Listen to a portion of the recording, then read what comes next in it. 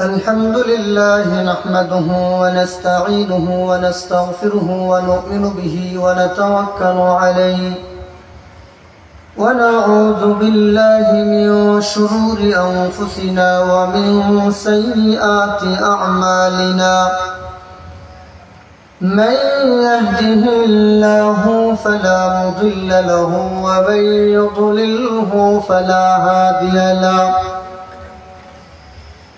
ونشهد أن لا إله إلا الله وحده لا شريك له ولا نظير له ولا مثل له ولا مثال له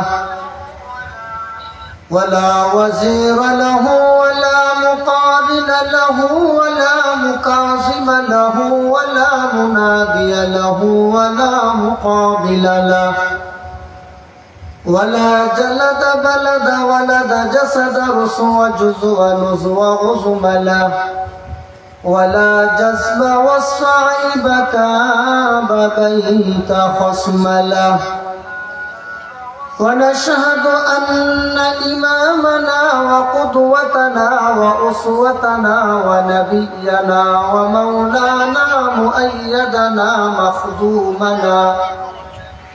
مخدومنا منظومنا معصودنا أجدر نظمة قدوة رتبة أسوة حسنة صلى الله تعالى عليه وعلى آله وأصحابه وبارك وسلم أما بعد فأعوذ بالله من الشيطان الرجيم بسم الله الرحمن الرحيم يا أيها الذين آمنوا اتقوا الله وذروا ما بقي من الربا إن كنتم مؤمنين فإن لم تفعلوا فأذنوا بحرب من الله ورسوله وإن تبتم فلكم رؤوس أموالكم لا تظلمون ولا تظلمون وقال رسول الله صلى الله عليه وسلم الربا 70 حوبا أيسرها أن ينكح الرجل أمه أو كما قال عليه الصلاة والسلام اللهم صل على سيدنا ومولانا محمد وعلى آله وأصحابه وسلم اللهم صل على سيدنا ومولانا محمد وعلى آله وأصحابه وسلم بلغ العلا بكماله كشف الدجى بجماله حسنت جميع خصاله صلوا عليه وآله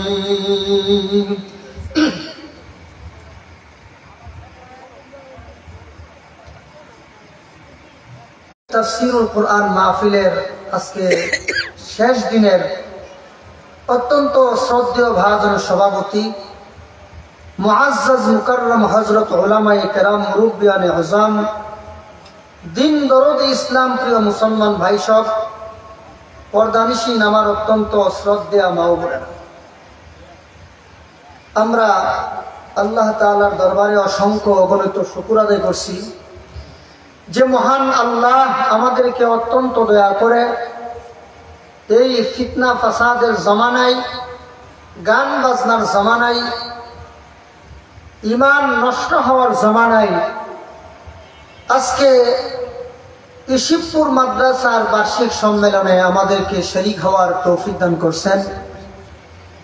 এজন্য আমরা সকলেই দিল থেকে কালিমাতুশ শুকুর আদায় করি আলহামদুলিল্লাহ।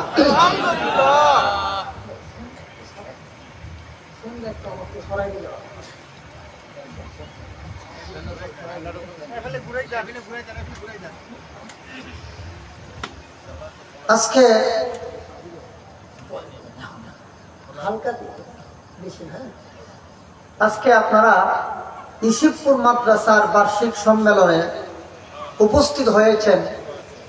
এখানে শিরোনাম দেওয়া হয়েছে তাফসিরুল কোরআন মাহফিল। তাফসিরুল কোরআন মাহফিলের মর্মার্থটি হলো, একদল কোরআনের ব্যাখ্যা বুঝিয়ে দেবেন, আরেক দল লোক কোরআনের ব্যাখ্যা বুঝবেন। এক দলের দায়িত্ব বুঝানো, আরেক দলের দায়িত্ব হলো বুঝা। বাংলাদেশে যদি প্রতিটা মাহফিল এই শিরোনামে আয়োজিত হইত আর প্রত্যেক বক্তাকে আয়াতের নম্বর সহ দিয়ে দেওয়া হতো, আর স্টেজে ওঠার আগেই যদি বলা হতো যে হুজুর বিষয়ের বাইরে মেহেরবানি করে কোনো কথা বলবেন না, তখন ওয়াজের পবিত্র মঞ্চে বৈশা গান গাওয়া, নাচানাচি করা, তামাশা করা, উমুক কাফের উমুক ফাসেক, এই সমস্ত আলতু ফালতু কথা না বলে উম্মতের ফায়দা হয় এমন কথা হুজুররা বলতো। কি বলেন আপনারা? এখন তাফসিরুল কোরআন মাহফিল শুধু তাফসির তো পড়ে, শুধু তাফসিরুল কোরআন এই শব্দটুকুর তারকিব করার মতো যোগ্যতা কয়টা ওয়াইজের আছে একমাত্র আল্লাহ ভালো জানে। তো আমরা শ্রোতারাও এমন যে আমরা এমন ওয়াইজ, এমন আলোচকদেরকে আমরা দাওয়াত করি যাদের নাম শুনে অনেক মানুষ মাহফিলে আসে। আসলে ভাই আমাদের চরিত্র এত নষ্ট, ভালো জিনিস আমাদের সহ্য হয় না। এক লোক দুধ বিক্রি করে আর 2 নম্বরই করে, দুধের মধ্যে পানি মিশা। তো ঘটনাক্রমে একদিন সে বাহিরে কোথাও চলে যাবে, তার ছেলেকে বলল, বাবা আজকে দুধগুলো তুমি প্রত্যেকের বাড়ি বাড়ি দিয়ে আইসো, আমি থাকতেছি না বাড়িতে। এখন বাবা যে বিদ্যা অর্জন করছে, ছেলে এই বিদ্যা অর্জন এখনো করে নাই। এতদিন পর্যন্ত বাবা দুধের মধ্যে পানি মিশাইয়া বাড়ি বাড়ি দিয়ে আসতো, আজকে বাবা না থাকার কারণে ছেলে আর দুধের মধ্যে পানি মিশায় নাই, একেবারে পিওর খাঁটি দুধ প্রত্যেকের বাড়ি বাড়ি দিয়ে আসে। এখন এই দুধ খাওয়ার পরে সবার পেট খারাপ। এতদিন পেট খারাপ হয় না, আজকে পেট খারাপ। কারণ কি? বেজাল খাইতে খাইতে এখন আর খাঁটি দুধ তাদের পেটে সয় না। কি বলেন আপনারা? বেজাল খাইতে খাইতে এখন আর তাদের পেটে ভালো দুধ সয় না। ঠিক তেমনি ভাবে আমরা যারা কোরআন হাদিসের আলোচনা শোনার জন্য মাহফিলগুলোতে আসি, আমাদের মূল মাকসাদ থাকে কোন বক্তা বেশি রসকস যার কথার মধ্যে আছে, সুর আছে, মানুষকে মিথ্যা কিচ্ছা কাহিনী বলে কিছু আনন্দ দিতে পারে, প্রমোদ দিতে পারে। এই রকমের ওয়াজ শুনতে শুনতে আমাদের অভ্যাস এতই খারাপ হয়ে গেছে, এখন তাফসিরুল কোরআন মাহফিল কিসকো কাহতে হয় এটা আমরা বুঝি না। জোরে কোন ঠিক কিনা? এই জন্য বক্তার বিচারের আগে আয়োজকদের বিচার হবে। যারা আপনারা আয়োজন করেন, আল্লাহর দরবারে আপনাদের বিচার আগে হবে। পথে ঘাটে চায়ের দোকানে শুধু হুজুররার দোষ, বক্তার দোষ না, আপনাদের পিঠের চামড়া একজনেরও থাকবে না। কেন?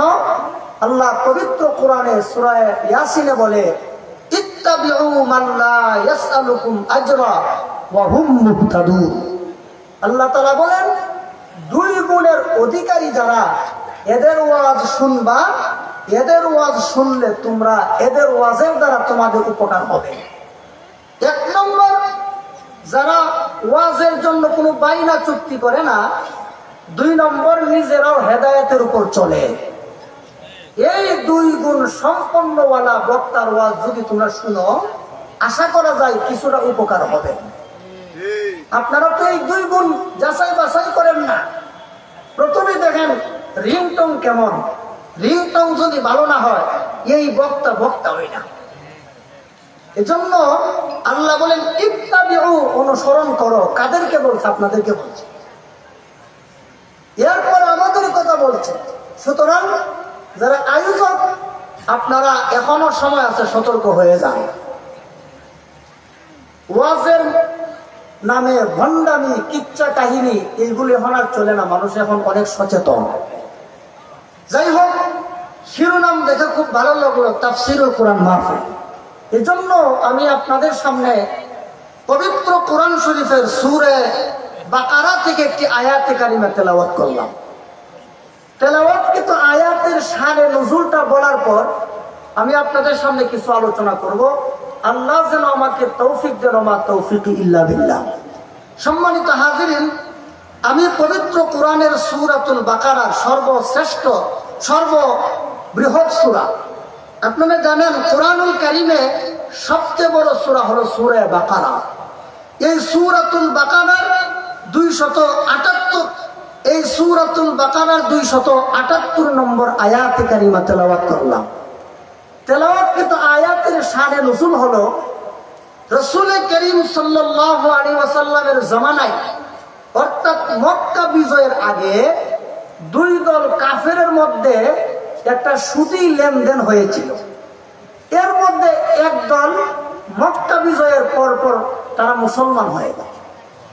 এখন মুসলমান হওয়ার পরে, ওই যে মুসলমান হওয়ার আগে সুদি কারবার করছিল, এখন তারা সুদি কারবার হালাল না হারাম, সুদি কারবার হালাল না হারাম, এটা জানার জন্য রাসূল করিম সাল্লাল্লাহু আলাইহি ওয়াসাল্লাম মক্কা বিজয়ের পরে তিনি আর মক্কায় থাকেন নাই, চলে গেলেন মদিনায়। সেই মদিনায় যাওয়ার পরে মক্কার গভর্নর, মক্কার দায়িত্বশীল, মক্কার প্রশাসক নিযুক্ত করলেন হযরত উত্তাব রাদিয়াল্লাহু আনহু।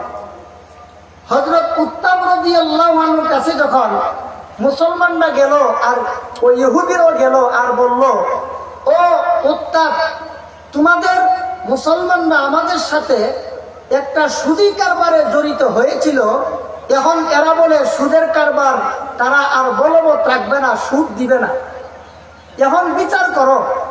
তখন উত্তাব রাদিয়াল্লাহু তাআলা আনহু তিনি বললেন যে এই মীমাংসা দেওয়ার ক্ষমতা আমারও নাই।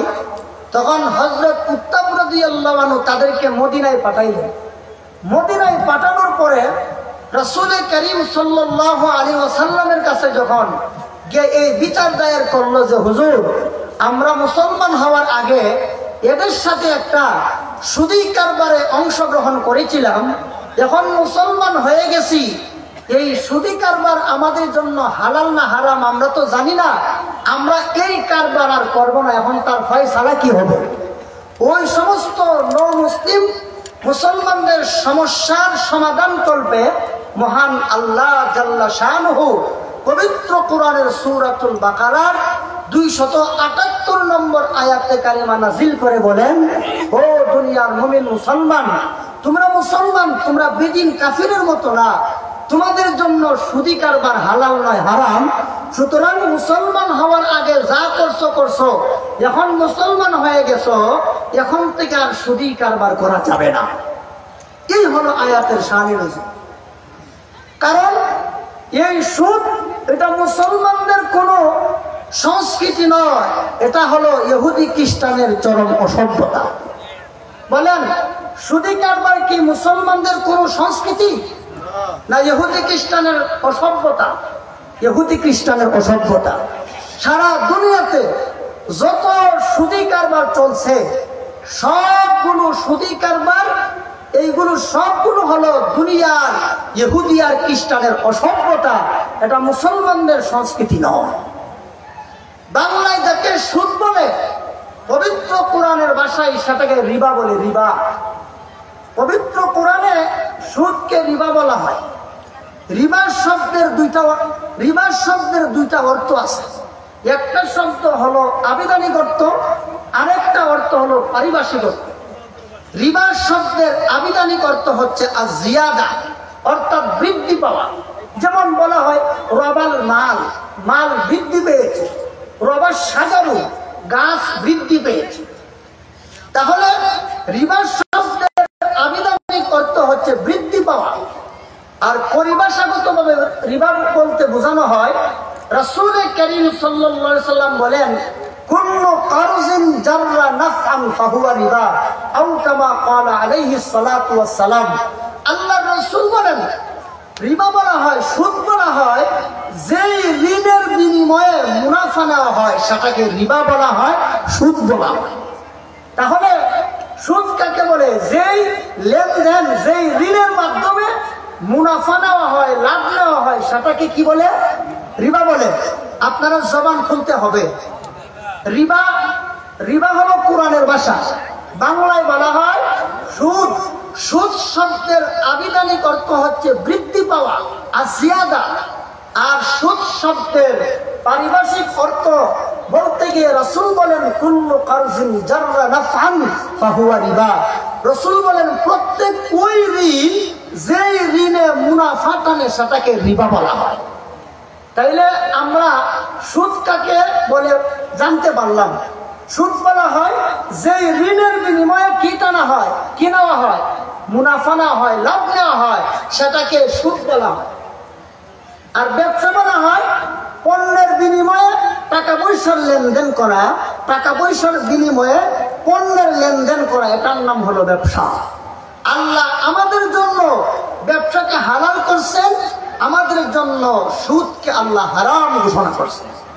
আমাদের জন্য ব্যবসা হালাল আর আমাদের জন্য সুদ হলো হারাম।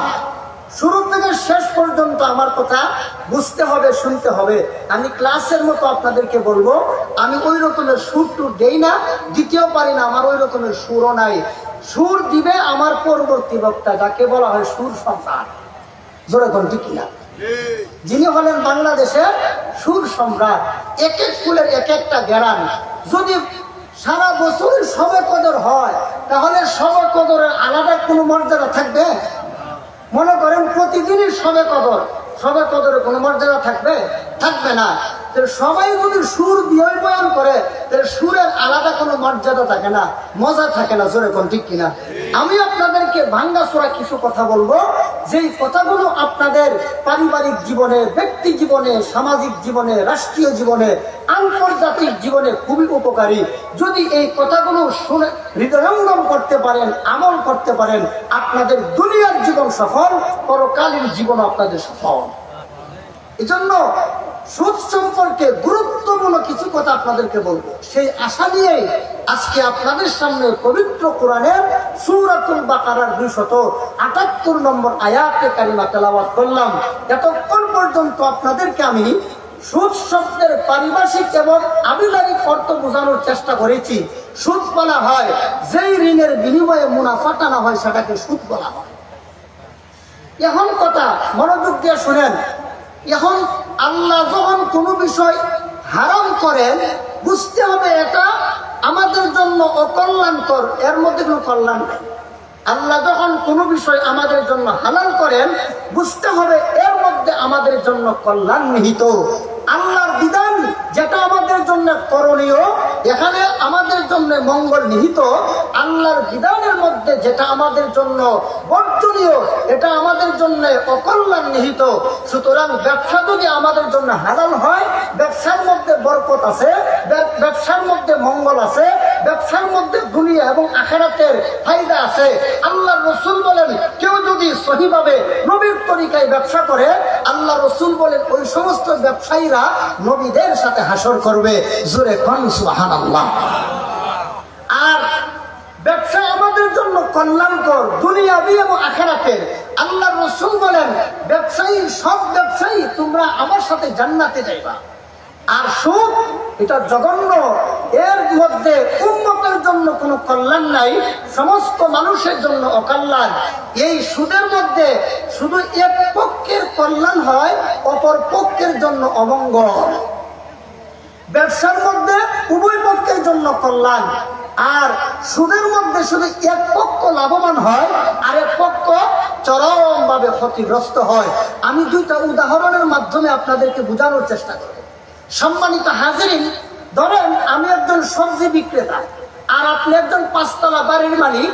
আপনার বাড়ি আছে, গাড়ি আছে, আপনার টাকা পয়সার অভাব নাই। আপনি বাড়িওয়ালা হলেও গাড়িওয়ালা হলেও কিন্তু আপনার কাছে তো কোনো সবজি নাই। আর আমি বাড়ির মালিক না, গাড়ির মালিক না, আমার কাছে টাকা পয়সা নাই, আমার কাছে আছে এক ব্যান সবজি। আমার কাছে সবজি আছে, টাকা নাই, আপনার কাছে টাকা আছে, সবজি নাই। তাহলে আমার কাছে সবজি থাকলেও আমি তো টাকার অভাবী, আপনার কাছে টাকা থাকলেও আপনি সবজির অভাবী। যেরকম ঠিক কিনা? এখন আমি যদি 10,000 টাকার সবজি বিক্রি করে সারা দিনে 12,000 টাকা বিক্রি করি, তাহলে আমি 12,000 টাকার লাভবান হইলাম। যেরকম ঠিক কিনা? আর আপনার বাড়িওয়ালা, আপনার কাছে টাকা আছে, তো টাকা থাকলে টাকা তো আর খাওয়া যায় না। এখন ওই টাকা দিয়ে সবজি কিনলেন, তাহলে আপনার টাকা আছে কিন্তু আপনার অভাব ছিল সবজির, তাহলে আপনার অভাব পূরণ হয়ে গেল টাকার দ্বারা। তাহলে আপনারও অভাব দূর হলো। আপনার যে সবজির অভাব ছিল, আপনার যে চাউলের অভাব ছিল, আপনার যে মাছ মাংসের অভাব ছিল, সেটা টাকার দ্বারা পূরণ হয়ে গেল। আর আমার যে সবজি ছিল, টাকা ছিল না, সবজি বিক্রির মাধ্যমে আমার টাকার অভাব পূরণ হয়ে গেল। যেরকম ঠিক কিনা? তাহলে আমি ব্যবসায়ী, সবজি বিক্রেতা, আর আপনি হলেন ক্রেতা। আপনি ক্রেতা হয়েও লাভবান, আমি বিক্রেতা হয়েও লাভবান। তাহলে ব্যবসার দ্বারা ক্রেতা বিক্রেতা উভয় দল লাভবান হয়। আর সুদের মাধ্যমে শুধুমাত্র একটা পক্ষ লাভবান হয়, আরেকটা পক্ষ ক্ষতিগ্রস্ত হয়।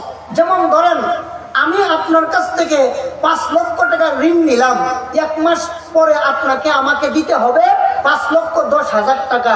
5 লক্ষ টাকার বিনিময়ে আপনাকে প্রতি মাসে 10,000 টাকা দিতে হয়। তাহলে আমি যদি চলতি মাসের 1 তারিখে আপনার কাছ থেকে 5 লক্ষ টাকা নেই এই মর্মে, আগামী মাসের 1 তারিখ আপনাকে 5,10,000 টাকা দেব, তো আমি তো এই মাসের 1 তারিখেই 5 লক্ষ টাকার গরিব ছিলাম। এখন আপনাকে যদি 1 মাস পরে আরো 5,10,000 টাকা দেই, তাহলে তো আমি 1 মাস পরে আরো 5,10,000 টাকার গরিব হয়ে গেলাম। কি বলেন? অপরদিকে আপনি ছিলেন 1 মাস আগে 5 লক্ষ টাকার ধনী, 1 মাস পরে 5,10,000 টাকার ধনী হইলেন। তাহলে সুদের দ্বারা বড়টা আরো বড় হয়, ছোটটা আরো ছোট হয়। কথা বুঝতেছেন? কি সুন্দর দৃশ্য দেখেন, মাঝখানে খালি, হ্যাঁ, আর দুই পাশে মুসল্লি। কি ও ভাই? হ্যাঁ, পোকা। ও আরে পোকা, পোকায় তো সমস্যা হচ্ছে। যদি কিছু লাইট অফ করা যায়, কিছু লাইট যদি অফ করা যায়, দেখেন এক খেয়াল আছে তো? এই কথাগুলো দরকারি কিনা বলে? সম্মানিত হাজিরিন, তো ব্যবসার দ্বারা কি হয়? ক্রেতা বিক্রেতা উভয়ের লাভ হয়। আর সুদের দ্বারা শুধুমাত্র সুদখোর লাভবান হয়, আর যারা সুদ নেয়, যারা সুদ খাওয়া সুদখোরকে, এরা ক্ষতিগ্রস্ত হয়। যেরকম ঠিক কিনা? সুদখোর যারা, এরা ততক্ষণ পর্যন্ত কোনো গরিব ব্যক্তিকে 5 টাকা ঋণ দিবে না, যতক্ষণ পর্যন্ত এই মর্মে অঙ্গীকার না করে যে তোমাকে আমি ঋণ দিব, এই ঋণের বিনিময়ে কি দিবা, কত দিবা, আগে স্বীকার করো। আমাদের দেশের যদি কোনো গরিব মানুষ না খেয়েও মারা যায়, এরপরেও দেখবেন একজন সুদখোর একজন গরিব মানুষকে 5 টাকাও ঋণ দেয় না, যতক্ষণ পর্যন্ত এই মর্মে অঙ্গীকার না করে যে তুমি কত টাকা লাভ দিবা, সেটা আগে স্বীকার করো। যেরকম ঠিক কিনা? তাইলে সুদখোররা গরিবদেরকে ঋণ দেয় কেন দেয়? শোষণ করার জন্য, গরিবদেরকে সেবা করার জন্য। কোনোদিন কোনো সুদখোর ঋণ দেয় না। অথচ সুদখোররা ঋণ দেয় আর বলে আমরা সেবা করি। সেবা কি করে? করতেছে শোষণ, বলে কি সেবা করে, শোষণ আর বলে কি সেবা করি। এর চেয়ে বড় ইকরামি আর বাদনামি, এর চেয়ে বড় আর মাতলামি জগতে আর কিছু হইতে পারে না। এই সুদখোরের দল, হারামখোরের দল, এরা এত বড় মাতাল, এরা করে শোষণ আর বলে সেবা করি। এদের চেয়ে ইতর, এদের চেয়ে বানর, এদের চেয়ে বড় মাতাল জগতে আর কিছুই হইতে পারে না। সম্মানিত হাজিরিন, আমাদের দেশে ব্যক্তিগত সুদখোর আছে, আমাদের দেশে সংস্থাগত সুদখোর আছে, আমাদের দেশে প্রাতিষ্ঠানিক সুদখোর আছে। ব্যক্তিগত সুদখোরদেরকে মহাজন বলা হয়। ব্যক্তিগত সুদখোর আমাদের দেশের গলিতে গলিতে, বাড়িতে বাড়িতে আমাদের দেশে অভাব নাই ব্যক্তিগত সুদখোরের। এরা মহাজন, এরা মানুষকে সুদ দেয়। আরেকটা হলো সংস্থাগত সুদখোর, সাংগঠনিক সুদখোর, যেমন ব্রাক, আশা, আরো অনেক কিছু। জোরে কোন ঠিক কিনা?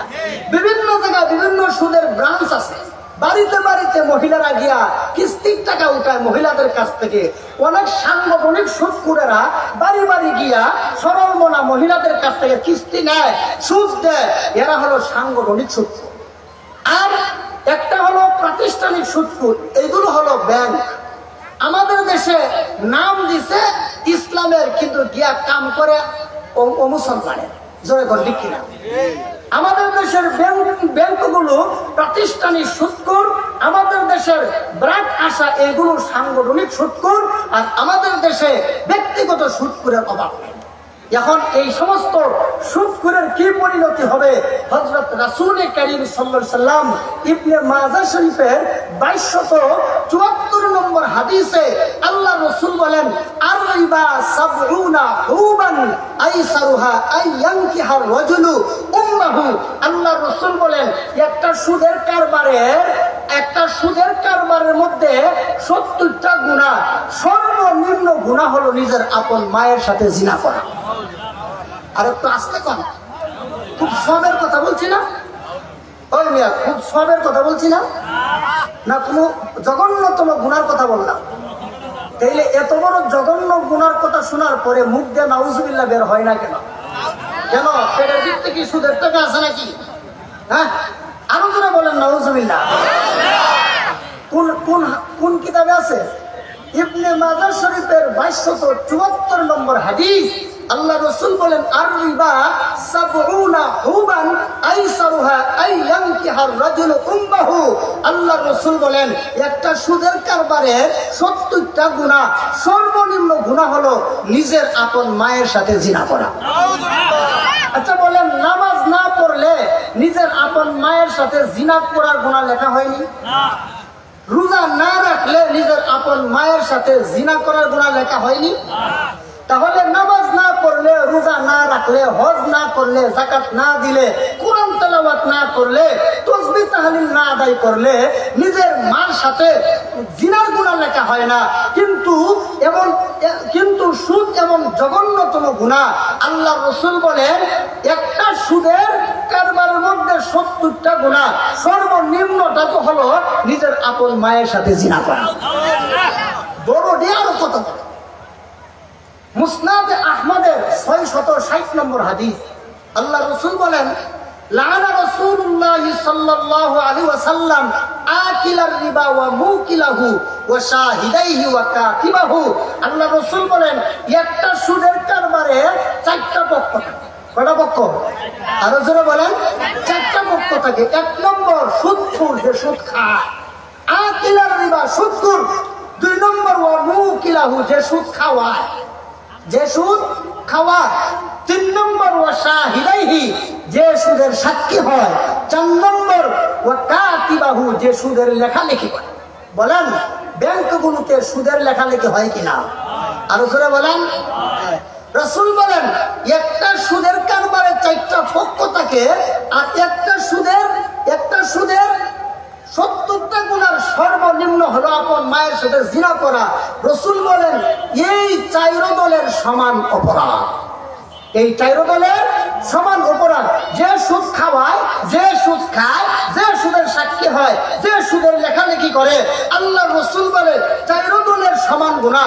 প্রত্যেক 4 জন লোক নিজের আপন মায়ের সাথে জিনা করলে যেই গুনাহ হয়, একটা সুদের কারবারের সর্বনিম্ন গুনাহ হলো নিজের আপন মায়ের সাথে জিনা করা। এর চেয়ে জঘন্যতম গুনাহ হইতে পারে না। এখানে যদি কোনো সুদখোর থাকেন আমার বয়ান শোনার পরে এরপরে যদি সুদ খাওয়ার চেষ্টা করে, এদের মতো বেহায়া, এদের মতো নির্লজ্জ, এদের মতো হতভাগা জগতে আর কেউ হইতে পারে না। এই বয়ান শোনার পরে যারা সুদ খাবে, এদের মতো বেহায়া আর নির্লজ্জ আসেনি। আলোচনা বলেন। তো এই যে সুদ, এটা তো একটা হাদিস। আরেক হাদিস আল্লাহ রসুল বলেন, রসুল করিম সাল্লাল্লাহু আলাইহি ওয়াসাল্লাম বলেন, আতাইতু উসরিয়া বি আলা কওমি, মেরাজের রাত্রিতে আল্লাহ তাআলা আমাকে, আমি এমন একটা সম্প্রদায়ের উপর হাজির হইলাম, বুয়ুতুহুম কাল বুতুনুহুম কাল বুয়ুত। রসুল বলেন এক একটার পেট এক একটা গুদাম ঘরের মতো, ফিহাল হায়াত, এই গুদাম ঘরের মতো পেটের ভিতরে, প্রত্যেকটার পেটের ভিতরে অসংখ্য অগণিত অজগর সাপ। তুরা মিন খারিজি বুতুনিহিম, তাদের পেটের বাহির থেকে দেখা যাচ্ছে পেটের ভিতরে অসংখ্য অগণিত অজগর সাপ কিলবিল করতেছে। আপনারা যারা চিড়িয়াখানায় গেছেন ঢাকা মিরপুরে, আপনারা অজগর সাপ যারা দেখছেন, এক একটা অজগর সাপ সুপারি গাছের মতো লম্বা আর কলা গাছের মতো মোটা। যারা বলতে কিরা, আচ্ছা বলেন, এত বড় অজগর সাপ যদি একটা পেটের ভিতরে 5-7 হাজার থাকে, পেটটা কত বড়? বুতুনুহুম কাল বুয়ুত। রাসূল বলে সুদখোরদের পেট এক একটা গুদাম ঘরের মতো, ফিহাল হায়াত, এই গুদাম ঘরের মতো পেটের ভিতরে অসংখ্য অগণিত অজগর সাপ। আমি বললাম, ও জিবরাইল, মান হাউলা, এরা কারা? তখন হযরত জিবরিল আলাইহিস সালাতু ওয়াস সালাম বলেন, হুম আকালাতুর রিবা। হুজুর, এরা হলো আপনার উম্মতের মধ্যে যারা সুদখোর, এরা হলো ওই সকল লোক, আল্লাহ তাআলা এদেরকে এই শাস্তি দিচ্ছেন। তাহলে দুনিয়ার জীবনে যারা ছোট অঙ্কের সুদ খাবে, কাল হাসরের ময়দানে মোটা অঙ্কের পেট নিয়ে আল্লাহর দরবারে দাঁড়াইতে হবে। ভালো রকম মনে রাখবেন, সুদখোরেরা যারা দুনিয়ার জীবনে ছোট অঙ্কের সুদের সাথে জড়িত থাকবেন, কাল হাসরের ময়দানে আপনারা মোটা অঙ্কের পেট নিয়ে আল্লাহর দরবারে দাঁড়াইতে হবে। জোরে করুন নাউজুবিল্লাহ।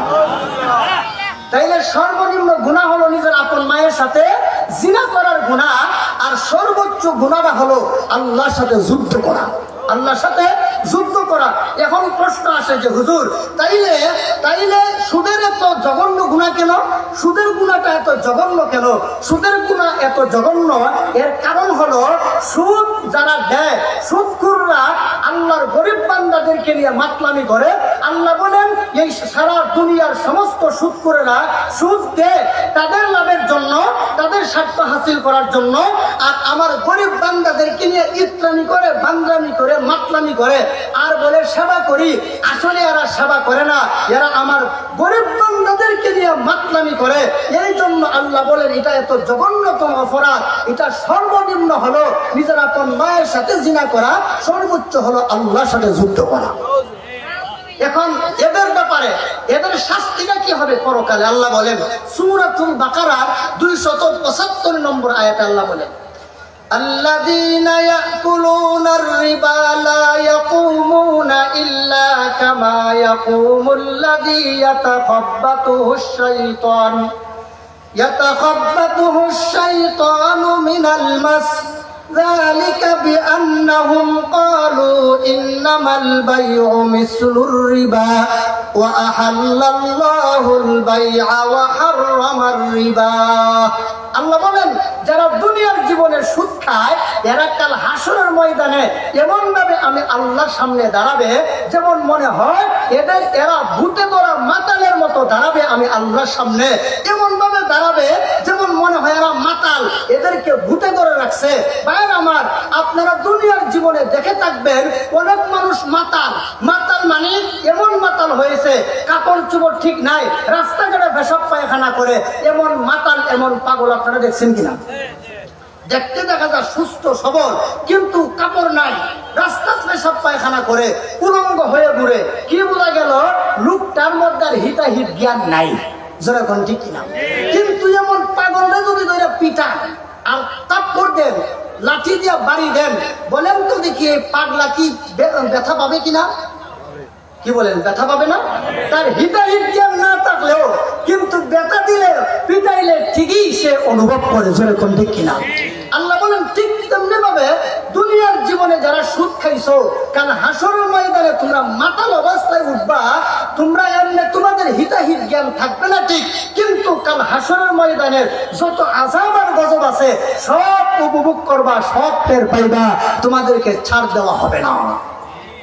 সম্মানিত হাজিরিন, তাহলে যারা দুনিয়ার জীবনে সুদ খায় এরা কাল হাসরের ময়দানে কি অবস্থায় দাঁড়াবে বলেন তো দেখি? মাতাল অবস্থায়। কেন? অপরাধ হইল, আল্লাহ বলেন ذلك بأنهم قالوا إنما البيع مثل الربا وأحل الله البيع وحرم الربا।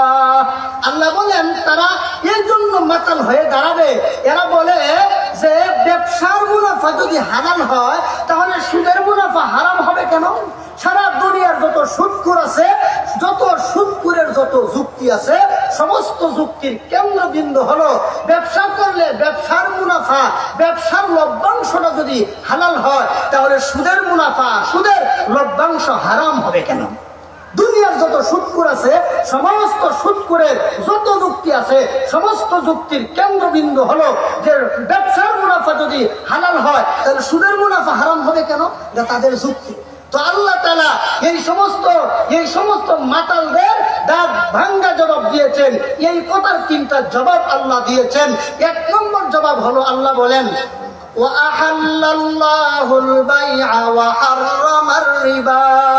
আল্লাহ বলেন ব্যবসাকে আমি আল্লাহ হালাল করেছি, এই জন্য ব্যবসার মুনাফা হালাল। সুদকে আমি আল্লাহ হারাম ঘোষণা করেছি, এই জন্য সুদের মুনাফা হারাম। বলেন ব্যবসার মুনাফা হালাল কেন? ব্যবসা হালাল, এই জন্য ব্যবসার মুনাফাটাও হালাল। সুদকে আল্লাহ হারাম ঘোষণা করেছেন, এই জন্য সুদের মুনাফা হারাম। বুঝে আসছে? আপনাদের বুঝে আসছে? বলেন ব্যবসার মুনাফা হালাল কেন? ব্যবসা আমাদের জন্য হালাল, এই জন্য মুনাফাও হালাল। সুদ আমাদের জন্য হারাম, এই জন্য মুনাফাও হারাম। যখন ঠিক কিনা? তো সম্মানিত হাজিরিন, আপনাদের একটা উপমা দেয়, আপনারা ওই তো মনে কষ্ট নিতে পারেন, বা আমার ভাষার শালীনতা যদি ঠিক না থাকে আপনাদের কাছে মাপ চেয়ে নিচ্ছি আগে থেকেই। সম্মানিত হাজিরিন, আপনারা বলুন তো দেখি, একটা লোক বিবাহ করলো, বিবাহ করার পরে তার একটা সন্তান হলো, সন্তান হওয়ার পর বিবাহের মাধ্যমে একটা সন্তান হলো, আরেকটা বদমাশনির সাথে অপকর্ম করার মাধ্যমে তার আরেকটা সন্তান হইল। আপনারা বলুন তো দেখি, দুটা বাচ্চা কি হালাল জাদা? দুটো কি হারাম জাদা? না, একটা হালাল জাদা একটা হারাম জাদা। একটা হালাল জাদা একটা হারাম জাদা। তাহলে বিবাহের মাধ্যমে যেই সন্তান হয়েছে ওইটা হালাল জাদা কেন? কারণ বিবাহ হালাল, সঙ্গম করা হালাল, বাচ্চাও হালাল। জিনা করা অবৈধ, বাচ্চা জন্ম দেওয়া অবৈধ, এই জন্য সন্তানটা অবৈধ। আল্লাহ বলেন ও দুনিয়ার সুদখোরেরা, আমি আল্লাহ তোমাদের জন্য, ও দুনিয়ার মুমিন মুসলমান, সারা দুনিয়ার সমস্ত মানুষকে আল্লাহ বলেন আমি আল্লাহ তোমাদের জন্য ব্যবসাকে হালাল করলাম, এই জন্য তার মুনাফা হালাল। আমি আল্লাহ তোমাদের জন্য সুদকে হারাম ঘোষণা করলাম, এই জন্য তোমাদের জন্য সুদের মুনাফা হারাম। কথা বুঝছেন নি? বৈধ বিবাহের মাধ্যমে যেই সন্তান হয় ওটা বৈধ সন্তান, জিনার মাধ্যমে যেই সন্তান হয় ওটা অবৈধ সন্তান। ঠিক তেমনি ভাবে ব্যবসা হালাল, মুনাফা হালাল, সুদ হারাম, মুনাফা হারাম। বুঝে আসছে? আল্লাহ এক নম্বর জবাব দিছে। দুই নম্বর জবাব এই আয়াতের শেষাংশে আল্লাহ বলেন وَمَنْ عَادَ فَأُولَئِكَ أَصْحَابُ النَّارِ هُمْ فِيهَا خَالِدُونَ। আল্লাহ বলেন আমি সুদের কারবারকে হারাম ঘোষণা করার পরেও যারা সুদের কারবারকে বৈধ প্রমাণের চেষ্টা করবে এরা চিরকালের জন্য জাহান্নামী। যারা চিরকালের জন্য জাহান্নামী।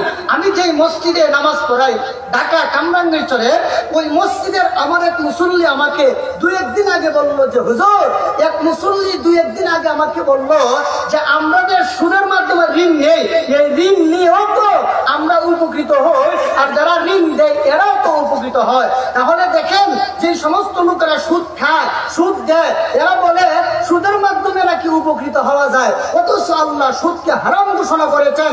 আল্লাহ পাক সুদকে হারাম ঘোষণা করার পরেও বৈধ প্রমাণের চেষ্টা করবে এরা চিরকালের জন্য জাহান্নামী হবে।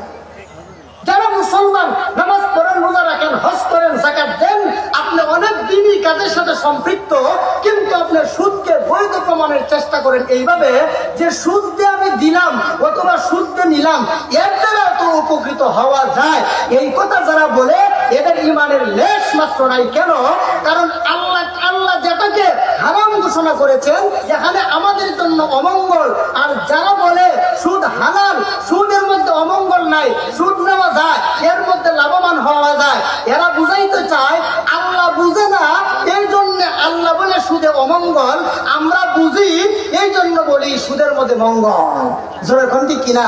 এজন্য আল্লাহ বলেন ওয়ামান আদা ফাউলাইকা আসহাবুন নারি হুম ফিহা খালিদুন।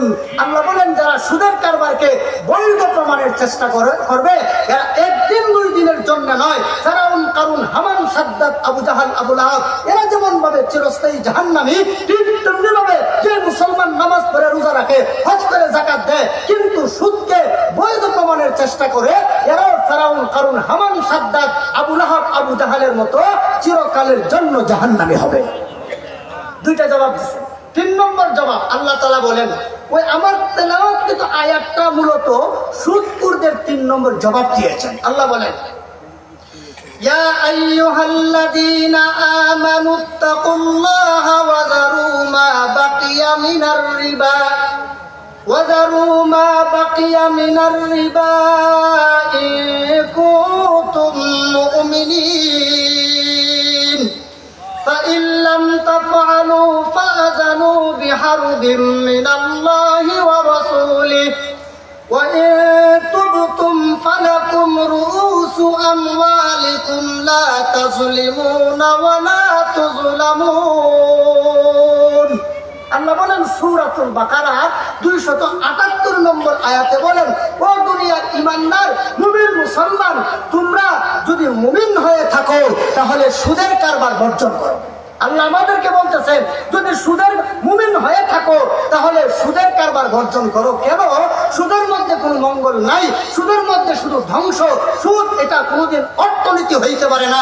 সুদ হলো স্বার্থনীতি, সুদ হলো দুনিয়ার ইহুদি খ্রিস্টানের চরম অসভ্যতা ছাড়া কিচ্ছু নয়। কারণ সুদের মাধ্যমে বড়টারও বড় হয়, সুদের মাধ্যমে ছোটটারও ছোট হয়।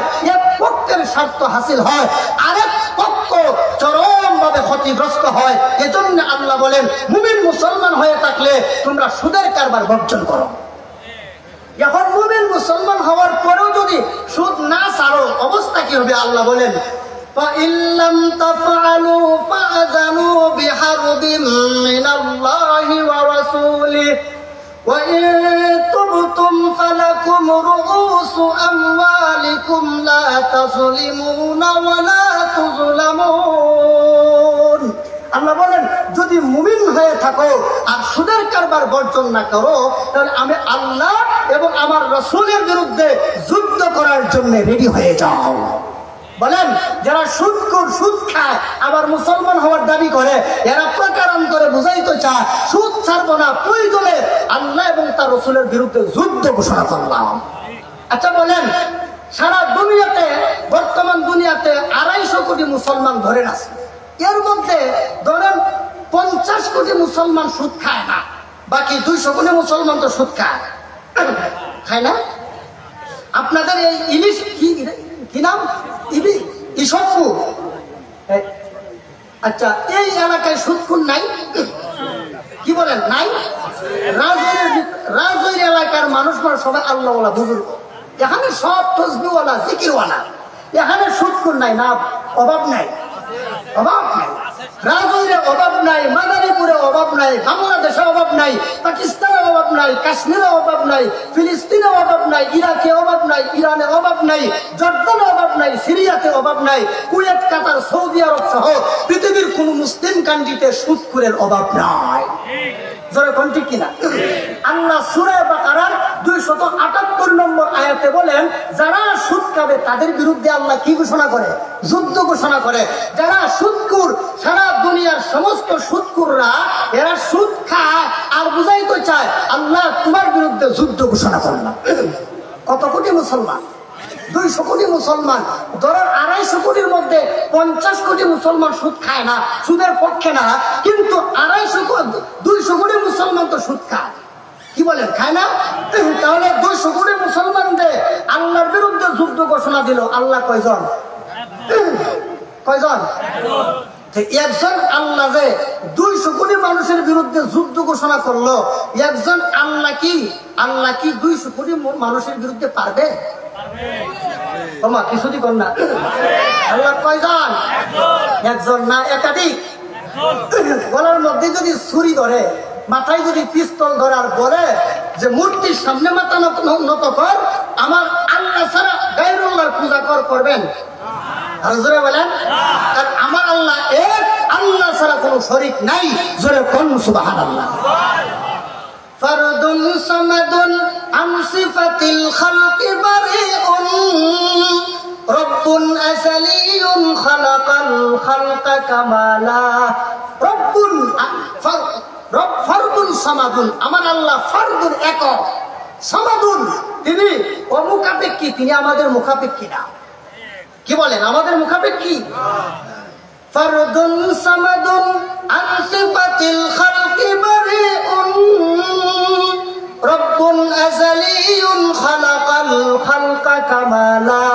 তিনি আমাদের রব, তিনি সবকিছু সৃষ্টি করেছেন। জোরে কোন সুবহানাল্লাহ। লা সিদ্দা ওয়ালা নিদ্দা ওয়ালা হাদ্দা লিমাওলা আল-আনা কামা কানা ওয়া লাম ইয়ালকা যাওয়ালা। জোরে কোন সুবহানাল্লাহ। আল্লাহ এমন এক সত্তা, তার কোনো সমকক্ষ কেউ নাই। আল্লাহ যেমন ছিলেন এমন আছেন, এমনই থাকবেন। সুতরাং আল্লাহ হলেন একজন, একাধিক আল্লাহ নয়। আল্লাহ একজন আল্লাহ হয়ে 200 কোটি মুসলমানের বিরুদ্ধে আমরা যে একজন আল্লাহর বিরুদ্ধে যুদ্ধ ঘোষণা করলাম, আপনাদের আকীদা কি? আল্লাহ কি পারবেন আমাদের সাথে? আরো জোরে বলেন। আল্লাহ বলেন ওয়ালিল্লাহি জুনুদুস সামাওয়াতি ওয়াল আরদ।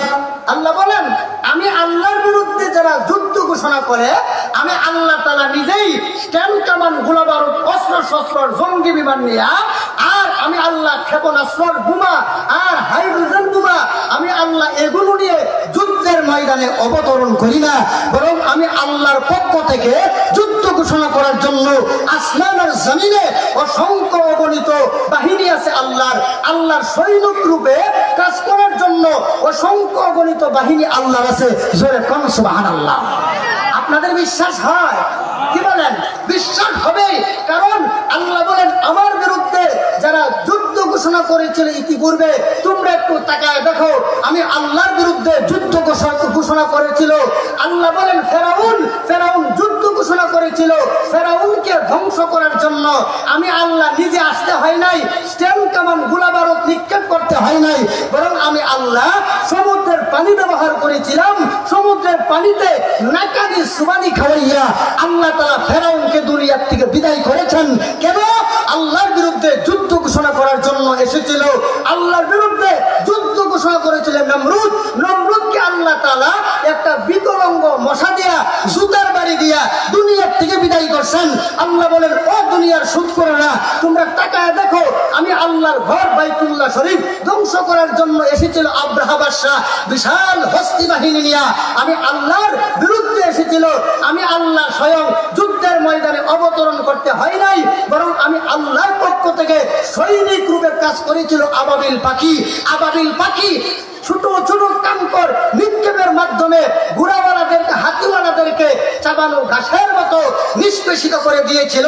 আল্লাহ বলেন যুদ্ধ করার জন্য এসেছিল আবু জাহালকে ধ্বংস করার জন্য বড় সড়ো কোনো হযরত আলী, হযরত হামজা, হযরত উমর এদের প্রয়োজন হয় নাই, বরং আমি আল্লাহ তাআলা মাত্র 14 বছরের একটা বাচ্চা, দুইটা বাচ্চার আঘাতে আমি আল্লাহ ওই আবু জাহালকে দুনিয়ার থেকে ধ্বংস করে দিলাম। আল্লাহ তাআলা বুঝাইতে চান, ও দুনিয়ার মুসলমানরা, 2024 সালের মুসলমানরা, তোমরা যদি সুদের মাধ্যমে আমি আল্লাহর বিরুদ্ধে যুদ্ধ ঘোষণা করো, তাহলে আমি আল্লাহ তোমাদেরকে শায়েস্তা করার জন্য নমরুদের মতো বিকলাঙ্গ মশা পাঠাবো না, ফেরাউনের মতো পানিতে ডুবায় মারবো না, আর আব্রাহা বাদশার মতো তোমাদেরকে আবাবিল পাখি দ্বারা শায়েস্তা করব না, বরং জীব জানোয়ারের চেয়ে নিকৃষ্ট প্রাণী ইহুদি আর খ্রিস্টানদেরকে দিয়া, তোমাদের রক্ত দিয়া সারা দুনিয়ার জমিন আমি আল্লাহ লাল করার জন্য ইহুদি খ্রিস্টান ব্যবহার করব। দুনিয়ার মুসলমানদেরকে শায়েস্তা করার জন্য বেঈমান কাফের ইহুদি খ্রিস্টানদের পক্ষ থেকে তাণ্ডব লীলা চলছে কিনা? আর জোরে বলেন, তাণ্ডব লীলা চলছে, দেখতেছেন?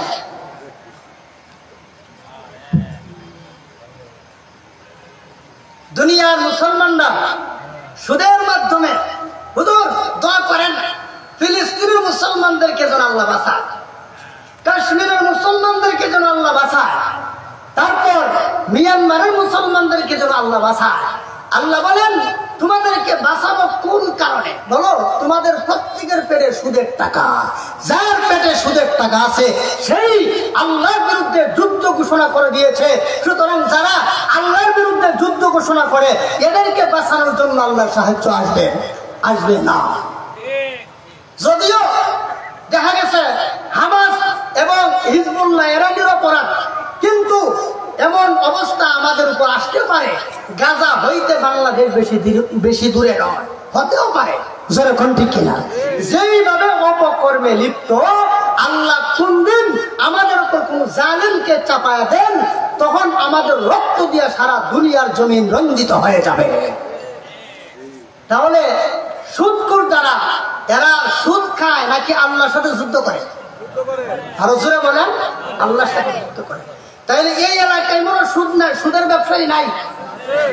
আজকে যেহেতু এটা মাদ্রাসার একটা মাহফিল, মাদ্রাসার মাহফিলের আয়োজন করা হয় কেন? কারণ সারা বছর উস্তাদরা মাদ্রাসায় পড়ায়া ছাত্রদেরকে জাহান্নাম থেকে বাঁচায়, এদেরকে ওয়ারাসাতুল আম্বিয়া হিসেবে তৈরি করে, আর বছরে একবার একটা মাহফিল দিয়া এলাকার মানুষকে জাহান্নাম থেকে বাঁচানোর ফিকির করে। এজন্যই আজকের এই মাহফিল, অনেক ইসলাম বিদ্বেষীরা আছে, এরা মনে করে যে মৌলবীর কোনো কাম নাই, ওরার কোনো কাম নাই, মাহফিল দিয়া ধান্দা কয় কিনা? অথচ এই সমস্ত কথা তারাই বলে যারা জীবনে মসজিদে 1 টাকা দেয় না, যারা মাদ্রাসায় টাকা দেয় না, যারা আলেমদেরকে সম্মান করে না, যারা নবীর ইজ্জত রক্ষা করার জন্য কোনো আন্দোলন সংগ্রাম করে না, যারা ইসলামের কোনো খেদমত করে না, এই সমস্ত হারামখোর, গাঞ্জাখোর, মদখোর, জিনাখোর আর সুদখোররাই এই সমস্ত কথা বলে থাকে। জোরে কোন ঠিক কিনা? আজ পর্যন্ত কোনো বড় সুদখোর মাদ্রাসায় দান করে না, মসজিদে দান করে না। কেন? কারণ সুদখোররা দান করতে শিখে না, আর আল্লাহ তাআলা সুদখোরের টাকা মসজিদ মাদ্রাসায় লাগায় না। জোরে কোন ঠিক কিনা? একই ইট বাটার ইট, কোনো ইট যায় বাথরুমে, আবার কোনো ইট যায় মসজিদে। জোরে কোন ঠিক কিনা? সুদখোর তোমার টাকা খরচ হবে অন্যায় পথে, আর হালাল পথে যারা ইনকাম করে এদের টাকা পয়সা খরচ হবে আল্লাহর রাস্তায়। জোরে কোন ঠিক কিনা? তাইলে আল্লাহ তাআলা বলেন যারা সুদখোর আছো তোমরা সুদ খাও না, বরং আমি আল্লাহর সাথে যুদ্ধ ঘোষণা করো। জোরে কোন ঠিক কিনা? আল্লাহ বলেন ইয়া আইয়ুহাল্লাযীনা আমানুত্তাকুল্লাহা ওয়া যারু মা বাকিয়া মিনার রিবা ইন কুনতুম মুমিনিন। ইয়া আইয়ুহাল্লাযীনা আমানু, ও ঈমানদাররা, ইত্তাকুল্লাহ, আল্লাহকে ভয় করো। আল্লাহ যখন পবিত্র কোরআনে আমাদের জন্য কোনো বিধান দিতে চান, তখন আল্লাহ বিধান বর্ণনা করার আগে আল্লাহ বলেন ইত্তাকুল্লাহ, ইত্তাকুল্লাহ, আল্লাহকে ভয় করো, আল্লাহকে ভয় করো। কারণ যার অন্তরে আল্লাহর ভয় আছে তার পক্ষে আল্লাহর বিধান মানা সম্ভব হয়। যার অন্তরে আল্লাহর ভয় নাই সে কোনোদিন আল্লাহর বিধান পালন করতে পারে না। এই জন্য সুদের কারবার বর্জন করার আগে আরেকটা নসিহত আল্লাহ আমাদেরকে করছেন, সেই নসিহতটা হলো ইত্তাকুল্লাহ, আল্লাহকে ভয় করো, আল্লাহকে ভয় করো। জোরে কোন সুবহানাল্লাহ। তাইলে আল্লাহ সুদের কারবার বর্জন করার আগে আল্লাহ যে আমাদেরকে একটা গুরুত্বপূর্ণ নসিহত করেছেন, সেটা হলো ইত্তাকুল্লাহ, আল্লাহকে ভয় করো। কারণ যার অন্তরে আল্লাহর ভয় হাসিল হবে সে সুদ খাবে না, ঘুষ খাবে না, গাঁজা খাবে না, জিনা করবে না, অন্যায় করবে না, টেন্ডারবাজি করবে না, মাস্তানি করবে না, এলাকায় চাঁদাবাজি করবে না। জোরে কোন ঠিক কিনা? আগেও চাঁদাবাজ ছিল, এখনো কিছু চাঁদাবাজ গর্ত থেকে বের হইতেছে। কথা বুঝেন নাই? আগেও চাঁদাবাজ ছিল, এখনো চাঁদাবাজ আছে কিনা? ও মিয়া, ভালো রকম মনে রাখবেন, যারা ঘুষ খায়া খায়া এলাকায় বিচার করে, চাঁদাবাজি করে, এই ঘুষখোরদের ব্যাপারে আল্লাহ রসুল এমন কথা বলেছেন। আল্লাহ রসুল বলেন, লাআনাল্লাহু রাশিয়া ওয়াল মুরতাশিয়া ফিল হুকমি। আল্লাহ রসুল বলেন, যারা ঘুষ খায়া বিচার করো, তোমাদের উপর আল্লাহর লানত। ঘুষখোর আছে কিনা? চাঁদাবাজ আছে কিনা? তারপরে সুদখোর আছে কিনা? তো এইগুলো আমরা ছাড়তে পারবো একমাত্র আল্লাহর ভয় থাকলে। জোরে কোন ঠিক কিনা?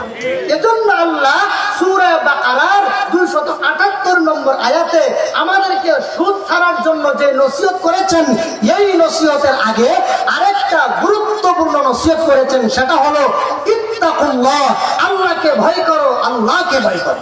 আল্লাহ বলেন, ইয়া আইয়ুহাল্লাযীনা আমানু ইত্তাকুল্লাহা ওয়া যারু মা বাকিয়া মিনার রিবা ওয়া যারু মা বাকিয়া মিনার রিবা ইন কুনতুম মুমিনিন।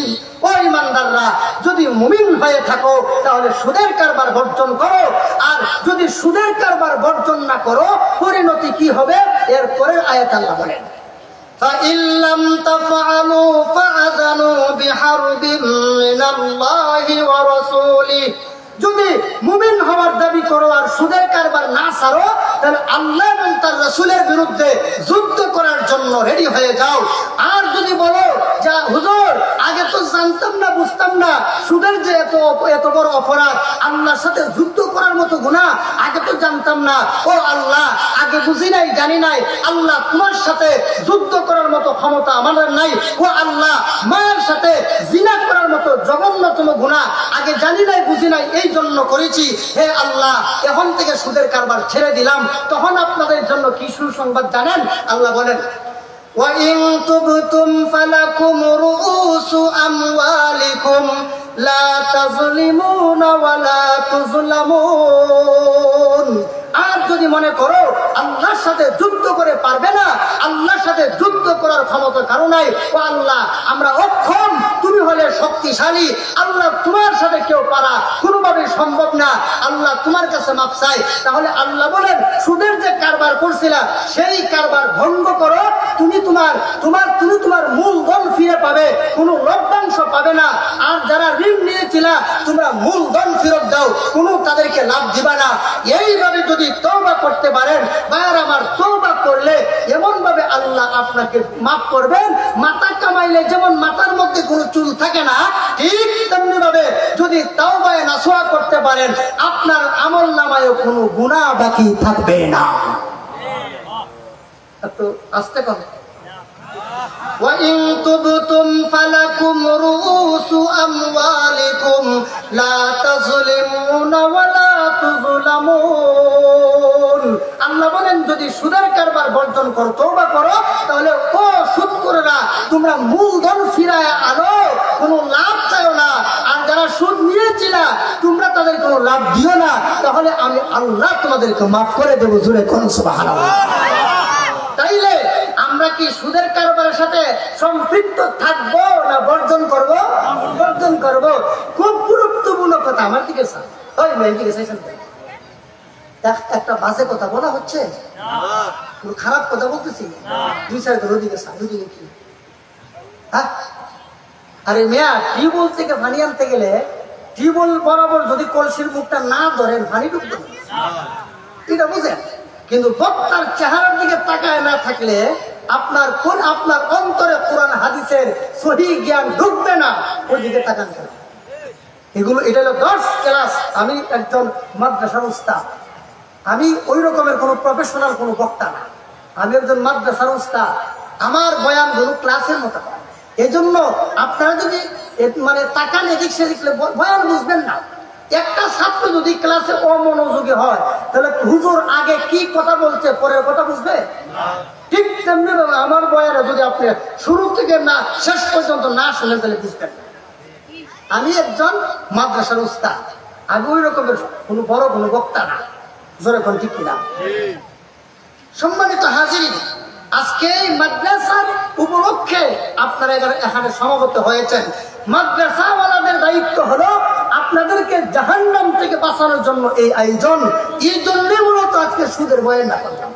সচরাচর মাহফিলগুলোতে এইগুলো নিয়ে আলোচনা হয় না, কি বলেন? হয়। আচ্ছা, এই বছর, গত বছর, আরো 1 বছর, আরো 2-3 বছর সময় দিলাম আপনাদেরকে। আপনারা মনে রাখেন যে ঢাকা থেকে তাওহীদুল ইসলাম আবিদি হুজুর আসছিল, আর বলা গেছে যে এই সমস্ত কথাগুলো সচরাচর কোনো মাহফিলে হয় না। আপনারা বহু মাহফিলে অ্যাটেন্ড করছেন, বহুত রং রং কাহিনীর মতো নাচানাচি দেখছেন, কিন্তু এই সমস্ত কথা পাবেন না।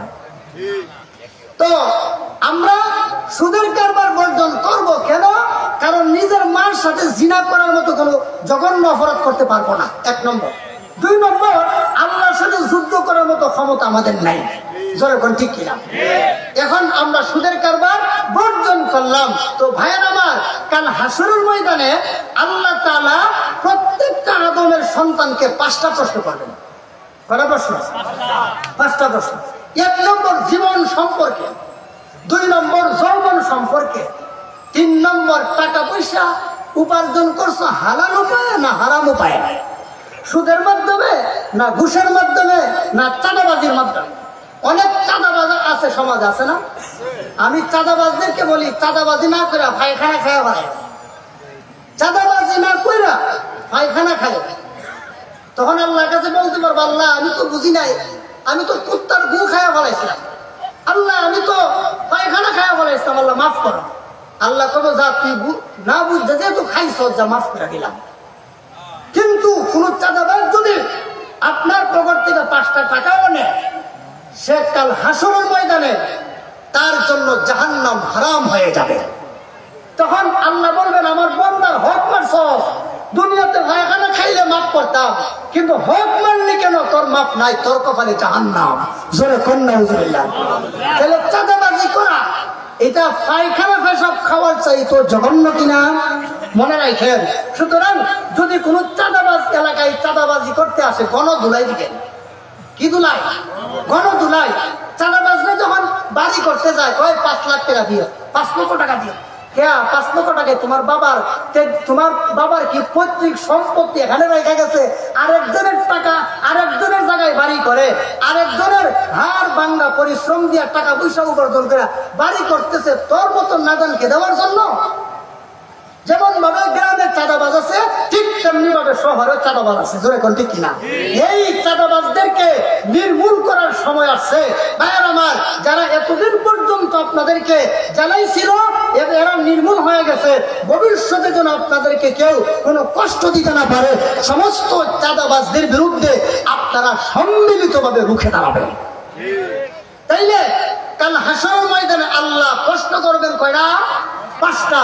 এর মধ্যে 1 নম্বর জীবন সম্পর্কে, 2 নম্বর যৌবন সম্পর্কে, 3 নম্বর টাকা পয়সার ইনকাম হালাল উপায় না হারাম উপায়। যদি কেউ যে আল্লাহ আমি তো সুদ খাইছিলাম, আল্লাহ কইব, ওই ফেরেশতারা জুতা দিয়া পিটাইয়া জাহান্নামে দে, এর জান্নাতে যাওয়ার কোনো সুযোগ নাই। আল্লাহ আমি তো ঘুষ খাইছিলাম, চাঁদাবাজি করছিলাম, আল্লাহ কয়, ও ফেরেশতারা উষ্টাইতে জাহান্নামে নিয়ে যা, ওর কপালে জান্নাত নাই। তাইলে আপনি যদি নামাজ পড়েন, রোজা রাখেন, হজ করেন, যাকাত দেন, কিন্তু আপনার ইনকাম যদি হারাম উপায়ে হয়, আপনার নামাজ, রোজা, ইবাদত, বন্দেগী আপনাকে জাহান্নাম থেকে বাঁচাইতে পারবে না। এজন্য আমার ইনকামটা হতে হবে হালাল পন্থায়। জোরে কোন ঠিক কিনা? আর 4 নম্বর হলো, আপনি খরচ করছেন কোন পথে? আপনি ইনকাম করছেন হালাল পথে ঠিক, কিন্তু খরচ করছেন কোন পথে? ছেলে চাইছে, আব্বু হুন্ডা কিনা দাও, হুন্ডা কিনা একজনের রান দেখাইয়া, নাউজুবিল্লাহ, রান দেখাইয়া হুন্ডা চালায় ছেলে, আছে কিনা? সহিহ মুসলিম শরীফের 156 নম্বর পৃষ্ঠার 16 হাদিস। আল্লাহ রাসূল বলেন, ও কোন পুরুষের সতর দেখবে না। এখন আমাদের দেশের এক শ্রেণীর এরা মডেল তারকার মতো, এরা নিজেদেরকে খুব মনে করে আধুনিক, ভেরি মডার্ন যুগের ছেলে। তুই আধুনিক না, তুই জাহান্নামী। জোরে কোন ঠিক কিনা? রান দেখা হুন্ডা চালাও, রান দেখা রাস্তাঘাটে হাঁটো, আর তুমি ভেরি মডার্ন, তুমি প্রচার করতে চাও বুঝাইতে চাও তুমি বেরি মডার্ন না, তুমি জাহান্নামী। জাহান্নাম থেকে বাঁচতে হইলে আর কোনোদিন চতর দেখায় হাঁটবা না। তো এই ছেলেরা কি করলো? টাকা পয়সা দিল। এই ছেলে টাকা পয়সা নিয়ে কক্সেস বাজার যায়, অন্যায় করে, অপরাধ করে। আল্লাহ বলেন তোমার টাকা হালাল উপায়ে ইনকাম হলো, ছেলের এত কিছু খারাপ লাইনে খরচ করার জন্য হিসাব দিতে হবে। 5 নম্বর হলো আমল সম্পর্কে। তো আপনি যদি হারাম উপায়ে উপার্জন করেন তাহলে আপনার নামাজ, রোজা, ইবাদত, বন্দেগী আপনাকে জাহান্নাম থেকে বাঁচাইতে পারবে না। সম্মানিত হাজিরিন, আমরা কাছে যত সুদখোর আছে, সুদখোররা সুদ দেয় আর বলে আমরা দারিদ্র বিমোচন করি। সুদখোররা সুদ দেয় আর কি বলে? দারিদ্র বিমোচন করে। আচ্ছা বলুন, দারিদ্র বিমোচন কি কোনো মানুষের পক্ষে সম্ভব না? আল্লাহর পক্ষে সম্ভব। কোন মানুষ যদি গরিব হয়, দুনিয়ার কোন মানুষ তাকে ধনী বানাইতে পারে না। দুনিয়ার কোন মানুষ যদি ধনী হয়ে যায়, তাকে দুনিয়ার কেউ গরিব বানাইতে পারে না। আল্লাহ তাআলা বলেন, ইন্না রাব্বাকা ইয়াবসুতুর রিজকা লিমান ইয়াশাউ ওয়া ইয়াকদির ইন্নাহু কানা বিইবাদিহি খাবীরাম বাসীরা। আল্লাহ বলেন, হে রাসূল, আপনার রব আল্লাহ তাআলা তিনি যাকে চান তাকে সম্পদের সংকীর্ণতা দান করেন, তিনি যাকে চান তাকে সম্পদের প্রাচুর্যতা দান করেন। সুতরাং আপনারা বলুন, সম্পদওয়ালা বানাই কে? কাকে? যাকে খুশি তাকে। রাস্তার ভিখারি বানাই কে? যাকে খুশি তাকে। সুতরাং আমাদের দেশে সুদখোরের দল এলাকায় গিয়া দারিদ্র বিমোচন নামে এমন আয়োজন করে, তারা নাকি দারিদ্র বিমোচন করবে। ও দুনিয়ার মুসলমান, আমাদেরকে ঈমান রাখতে হবে। ধনী বানানি, গরিব বানানি দুনিয়ার কোন সুদখোরের পক্ষে সম্ভব নয়। দুনিয়াতে ধনী বানানি আর গরিব বানানির মালিক একমাত্র আল্লাহ।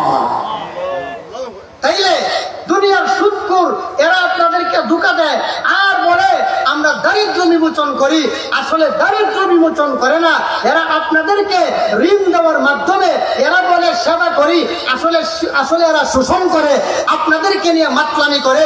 এই জন্য মহান আল্লাহ জাল্লা শানুহু পবিত্র কোরআনের সূরা বাকারার 275 নম্বর আয়াতে বলেন, দুনিয়ার জীবনে যে সমস্ত হারামখোররা, সুদখোররা আমার গরিব বান্দাদেরকে নিয়ে মাতলামি করেছিল, কাল হাসরের ময়দানে প্রত্যেকটা হারামখোরকে, প্রত্যেকটা সুদখোররে বিশেষ ধরনের মাতাল বানায়া আমি আল্লাহ আমার সামনে উপস্থিত করব। এজন্য আল্লাহ তাআলা বলেন, الذين يأكلون الربا لا يقومون إلا كما يقوم الذي يتخبطه الشيطان من المس ذلك بأنهم قالوا إنما البيع مثل الربا। আল্লাহ বলেন, যারা সুদ খায় এদেরকে আমি আল্লাহ কাল হাসরের ময়দানে বিশেষ ধরনের মাতাল বানায়া আমি আল্লাহর সামনে উপস্থিত করব।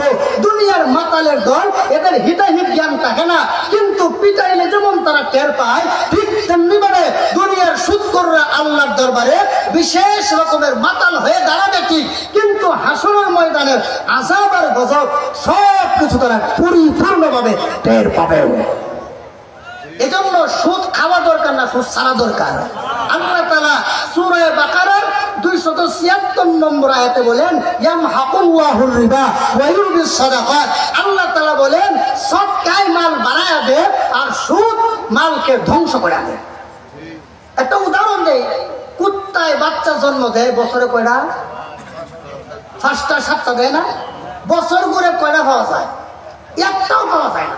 কেউ লাইতে মরে, কোনটা বাসের তলে পড়ে মরে, কোনটাকে পোলা বানতে পিটাই মাইরা ফেলা, শেষ পর্যন্ত একটাও থাকে না। কেন? হারাম। হারামে কোনো আরাম নাই, যেরকম ঠিক কিনা। আর গরু এটা হালাল, বছরে একটা বাচ্চা জন্ম দেয়। কুরবানির হাটে যেই পরিমাণ গরু পাওয়া যায়, কুরবানির পরের দিনকে দেখবেন সেই পরিমাণ গরু। কেন? কারণ গরু এটা হালাল, এই জন্য বরকত আছে। কুত্তা হারাম, এর মধ্যে কোনো বরকত নাই। আল্লাহ তাআলা বুঝাইতে চান, ইয়ামহাকুল্লাহুর রিবা ওয়া ইউরবিস সাদাকাত। আল্লাহ বলেন, সদকায় মানুষকে, মানুষের অর্থ সম্পদের মধ্যে বরকত হয়, আর সুদখোর যারা, এদের অর্থ সম্পদের মধ্যে কোনো বরকত নাই। দেখা যায় টাকাওয়ালা, পয়সাওয়ালা, কিন্তু এমন এক বিপদে বালাইছে 5 লাখ 10 লাখ 1 কোটি 2 কোটি শেষ জোরে কোন ঠিক না এই জন্য সুদের মাধ্যমে বরকত হয় না সৎকার মাধ্যমে বরকত হয়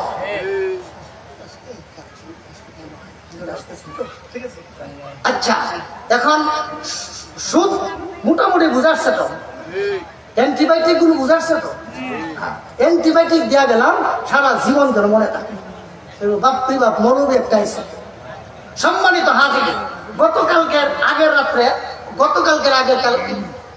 গত পরশুদিন কেরানীগঞ্জ বেলনা মাদ্রাসায় সুদের বয়ান করলাম এখন এক মাস্টার এক মসজিদ ইমাম এক হুজুর দিলেন তো লেজে আগুন ধরায় জোরে কোন ঠিক কিনা তো যতগুলো লোক এখানে বসছে অনেকটি সুদ করি লেজে এমন আগুন ধরাইছেন এটা আগামী 1 বছর পর্যন্ত চলতে থাকবে এখন হেরা তো হুজুর আগামী বছর আপনার দাওয়াত আইসা আবার ঘুষের বিরুদ্ধে বয়ান করবে তা আমার বয়ান হয় সুদ ঘুষ আর চাঁদাবাজ সন্ত্রাসের লোক সম্মানিত হাজির তাহলে সুদের মাধ্যমে কি হয় অর্থ সম্পদ যদিও দেখা যায় বাড়ছে কিন্তু এটা হারাম হওয়ার কারণে ধ্বংস হয়ে যায় ওই কুত্তার বাচ্চার মতো দেখতে দেখা যায় 60-টা বাচ্চা কিন্তু বছর ঘুরে একটা পাওয়া যায় না কেন বরকত নাই সুদের টাকার মতো জোরে ঘন্টি কিনা আর গরু ছাগল দেখা যায় গরু একটা বাচ্চা দেয় কিন্তু বছর ঘুরে দেখা যায় একটাই থাকে কুরবানির হাটে যেমন গরুর অভাব নাই কুরবানির হাট শেষ হওয়ার পরে পরের বাজারে গিয়ে দেখবেন গরুর অভাব নাই কেন এত বরকত কেন কারণ গরুর মধ্যে আল্লাহ বরকত রাখছে ঠিক তেমনি ভাবে যারা কম টাকা পয়সা কামান এরাই কম টাকার মধ্যে বরকত আছে এরাই দান সৎকার করে জোরে কোন ঠিক কিনা আর দান করবেন কোথায় মাদ্রাসাটা কার বাগান নবীর বাগান জোরে কোন কার বাগান নবীর বাগান মাদ্রাসার সম্পর্ক আল্লাহ পর্যন্ত জোরে কোন ঠিক কিনা আল্লাহ রাসূল বলেন আহলুল কুরআনি হুম আহলুল্লাহ আহলে কোরআনরা আল্লাহর পরিবারভুক্ত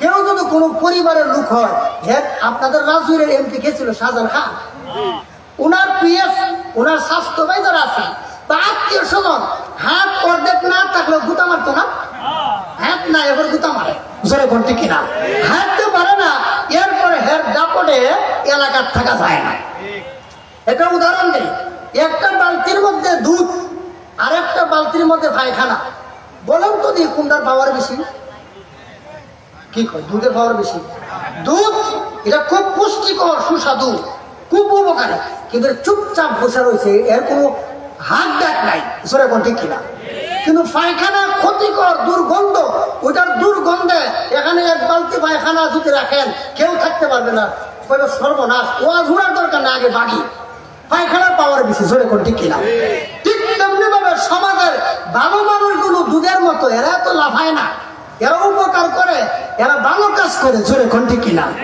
আর সমাজের অসভ্য মদখোর গাঁজাখোর জিনাখোর সুদখোর আর পাপিষ্ঠদের দালালরা এরা পাওয়ার দেখায় কেন এরা হলো পায়খানার মতো এরা অসভ্য এরা সমাজে অনর্থ সৃষ্টি করে ফাসাদ তৈরি করে মানুষের অন্তরে ভয় ঢুকায় চাঁদাবাজি করে এরা পায়খানার মতো জোরে কোন ঠিক কিনা খারাপটির পাওয়ার বেশি জোরে কোন ঠিক কিনা এই জন্য আপনারা খারাপের পথে থাকবেন না ভালোর পথে থাকবেন এই জন্য ভাইয়ার আমার মাদ্রাসায় যারা পড়ে এরা আহলুল কোরআন এরা আহলুল্লাহ আল্লাহর পরিবারভুক্ত আমরা মনে করি এমপি মন্ত্রী উমুক তুমুক কোনো খুব উত্তম আল্লাহ রাসূল বলে তোমার চাপার জোরে বললে হবে না খায়রুকুম মান তাআল্লামাল কুরআন ওয়া আল্লামা যে কোরআন পড়ে যে কোরআন পড়ায় আল্লাহ রাসূল বলেন এরা দুনিয়াতে সবচেয়ে শ্রেষ্ঠ এখন এই মাদ্রাসার সম্পর্ক আল্লাহ পর্যন্ত কোন পর্যন্ত আমার উস্তাদ হযরত আল্লামা শাইখুল হাদিস মুজিবুর রহমান নোমানী হাফিজাহুল্লাহ যিনি নরসিংদী শাহপ্রতাপ মাদ্রাসার শাইখুল হাদিস এবং মুহতামিম আমি ওই মাদ্রাসায় 2011-12-তে দাওরায়ে হাদিস শেষ করছি আমারও অনেকে দেখলে মনে করে যে এটা মনে পোলা পাই আচ্ছা 12 সালে আমি ভালো বলছি আমি কি পোলা পাই যত জায়গায় গেলাম কয় হুজুর তো পোলা পান ছাত্র আমার এক মাহফিলে গেলাম এক মৌলবী আমার জিগা হুজুর কয় পড়ালেখা কোথায় করছে অথচ হের একটা সিগা জিগাইতাম এর উপরে দাঁড়ায় থাকলে একটা সিগা সে তার মধ্যে বের হতো আমার জিগা আমরা কত সালে ভারে বসে আমি যদি কইতাম মৌলবী আলহামদু ডালের মধ্যে ফ্রেশ হয়েছে কেন তার কেমন হয়ে যাবে বলতে পারে কিছু কিছু মৌলবী আছে মানে এদের সহ্য হয় না। সম্মানিত হাজিরিন, তো 2012 সালে আমি নরসিংদী শাহপ্রতাপ মাদ্রাসা থেকে দাওরায় হাদিস পাশ করে 2015 থেকে 21 পর্যন্ত ওখানে উস্তাদ ছিলাম, এখন ঢাকা আছে। তো আমার উস্তাদ শাইখুল হাদিস হযরত আল্লামা মুজিবুর রহমান নোমানী হাফিজাহুল্লাহ, ওনার উস্তাদ ছিলেন শাইখুল হাদিস হযরত আল্লামা আব্দুল আজিজ হাটহাজারী রহমাতুল্লাহ আলাইহি। ওনার উস্তাদ ছিলেন শাইখুল আরব ওয়াল আজম সৈয়দ হুসাইন আহমদ আল মাদানী রহমাতুল্লাহ আলাইহি। ওনার উস্তাদ ছিলেন মাহমুদুল হাসান দেওবন্দি। ওনার উস্তাদ ছিলেন কাসিমুল উলুম ওয়াল খায়রাত হযরত কাসেম নানতবী রহমাতুল্লাহ আলাইহি। ওনার উস্তাদ ছিলেন শাহ আব্দুল গনি আল মুজাদ্দিদি। ওনার উস্তাদ ছিলেন শাহ ইসহাক মুহাদ্দিসে দেহলভী। ওনার উস্তাদ ছিলেন শাহ আব্দুল আজিজ মুহাদ্দিসে দেহলভী, যিনি ভারত উপমহাদেশের স্বাধীনতা আন্দোলনের বিপ্লবী ফতোয়া দানকারী। এই বাংলাদেশ, ভারত, পাকিস্তান ইংরেজদের হাত থেকে রক্ষা পেয়েছিল 1947 সালে। আর ওই 1947 সালে বাংলাদেশ, ভারত, পাকিস্তান স্বাধীনতার পিছনে সবচেয়ে যার অবদান বেশি ছিল তিনি ছিলেন হযরত শাহ আব্দুল আজিজ মুহাদ্দিসে দেহলভী রহমাতুল্লাহ আলাইহি। তিনি যখন দেখলেন ইংরেজ সরকার সারা দেশ দখল করে নিয়ে এই দেশের হিন্দু মুসলমান সবার উপর জুলুম নির্যাতনের ইস্তিমুলাম চালাচ্ছে, তখন তিনি ফতোয়া দিলেন ইংরেজের বিরুদ্ধে জিহাদ না করে কেউ যদি ঘরে বসে থাকে তার জীবনটা তার জন্য হালাল হবে না। ওনার এই ফতোয়ার ভিত্তিতে বাংলাদেশ, ভারত, পাকিস্তানের সমস্ত মুসলমান ইংরেজের বিরুদ্ধে জিহাদের ময়দানে ঝাঁপায়া পড়লো। পরবর্তীতে হিন্দু মুসলমানদের দেখা দেখি ইংরেজের বিরুদ্ধে জিহাদের ময়দানে ঝাঁপায়া পড়লো। হযরত আল্লামা শাহ আব্দুল আজিজ মুহাদ্দিসে দেহলভী যদি ফতোয়া না দিতেন তাহলে যুদ্ধ হইতো না। যুদ্ধ না হইলে ইংরেজ এই দেশ থেকে পলায়ন করে যেত না। ইংরেজ যদি না হইতো তাহলে এই দেশ থেকে পাকিস্তান হইতো না। পাকিস্তান না হইলে বাংলাদেশ হইতো না। তোমরা যারা 1971 সালে স্বাধীনতার আন্দোলন করছো আর আলেমদেরকে রাজাকার বলো, তোমরা আসলে রাজাকার। তোমরা মনে করো শেষ লুকমায় পেট ভরে না, শেষ লুকমায় পেট ভরে না। পেট ভরতে হলে অনেকগুলো লুকমা আগে খাওয়া লাগে, পরে লুকমা খাওয়া লাগে। তোমরা তো শেষের লুকমা খাইছো, আগের লুকমা খাও নাই। আগের লুকমা খেয়েছিল উলামায়ে দেওবন্দ, এই দেশের মুসলমানেরা। সুতরাং যারা আলেমদেরকে রাজাকার বলে এরা পিতৃ পরিচয়হীন অবৈধ সন্তান, একটা জন্মের ঠিক নাই। আল্লাহ রাসূল বলেন, আল্লাহ তাআলা বলেন রাতুল্লিন বাদা যালিকা জালিম। আল্লাহ তাআলা বলেন ও নবী, আপনার বিরুদ্ধে যারা কথা বলে এরা সাধারণ মানুষ না, এরা পিতৃ পরিচয়হীন অবৈধ সন্তান। ঠিক তেমনি ভাবে যারা আলেমদের বিরুদ্ধে কথা বলবে, আলেমরা যেহেতু নায়েবে রাসূল ওয়ারাসাতুল আম্বিয়া, এরা পিতৃ পরিচয়হীন অবৈধ সন্তান। এই দেশ স্বাধীনতা অর্জন করছে আব্দুল আজিজ মুহাদ্দিসে দেহলভীর ফতোয়ার কারণে। যেরকম ঠিক কিনা? উনার উস্তাদ ছিলেন শাহ ওলিউল্লাহ মুহাদ্দিসে দেহলভী।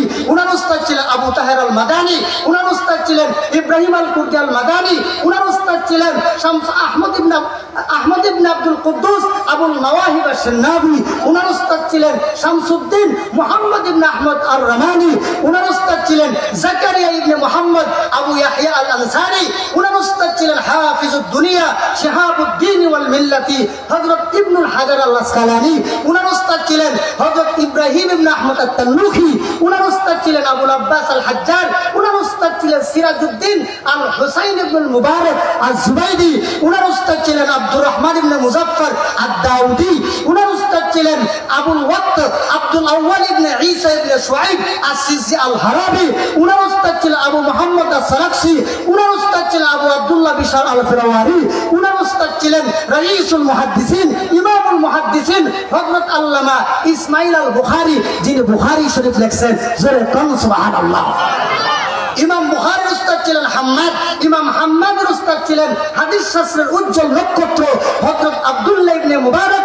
আব্দুল্লাহ ইবনে মুবারকের উস্তাদ ছিলেন ইমামুল আযম ইমামুল মাশারিক ওয়াল মাগারিবি হযরত ইমামে আযম আবু হানিফা রাহমাতুল্লাহি আলাইহি। ইমাম আবু হানিফা রাহমাতুল্লাহি আলাইহি 1996 হিজরিতে মসজিদে হারামে আল্লাহর হাবিবের সাহাবীর হাদিসের দর্শে বসে তিনি হাদিস শিক্ষা গ্রহণ করেছেন। তাহলে ইমাম আবু হানিফা সরাসরি আল্লাহর হাবিবের আল্লাহর হাবিবের সাহাবীর উস্তাদ বা আল্লাহর হাবিবের সাহাবীর ছাত্র, তাহলে ইমাম আবু হানিফা ছিলেন নবীর সাহাবীর ছাত্র, নবীর সাহাবী হযরত আবু হানিফার উস্তাদ, আর হযরত আবু হানিফার উস্তাদ নবীর সাহাবী, আর সাহাবী ছিল আল্লাহর হাবিবের ছাত্র।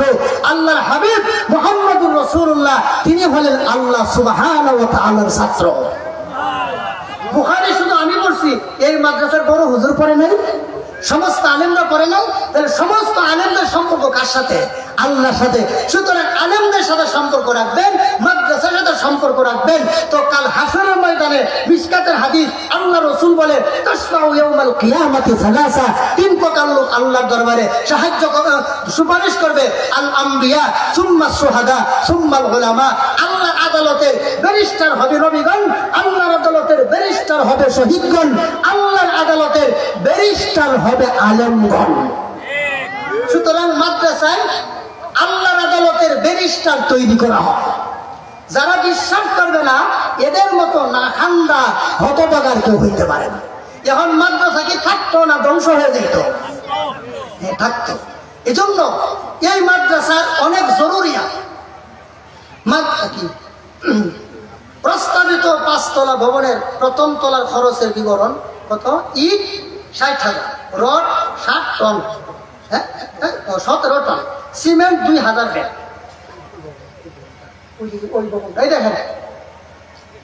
দেখেন আল্লাহর নবীর বাগান সুন্দর করে দিবেন, কাল হাসরের ময়দানে দেখবেন এত সুন্দর আল্লাহর ঘর আল্লাহ আপনার জন্য সাজায় রাখছেন।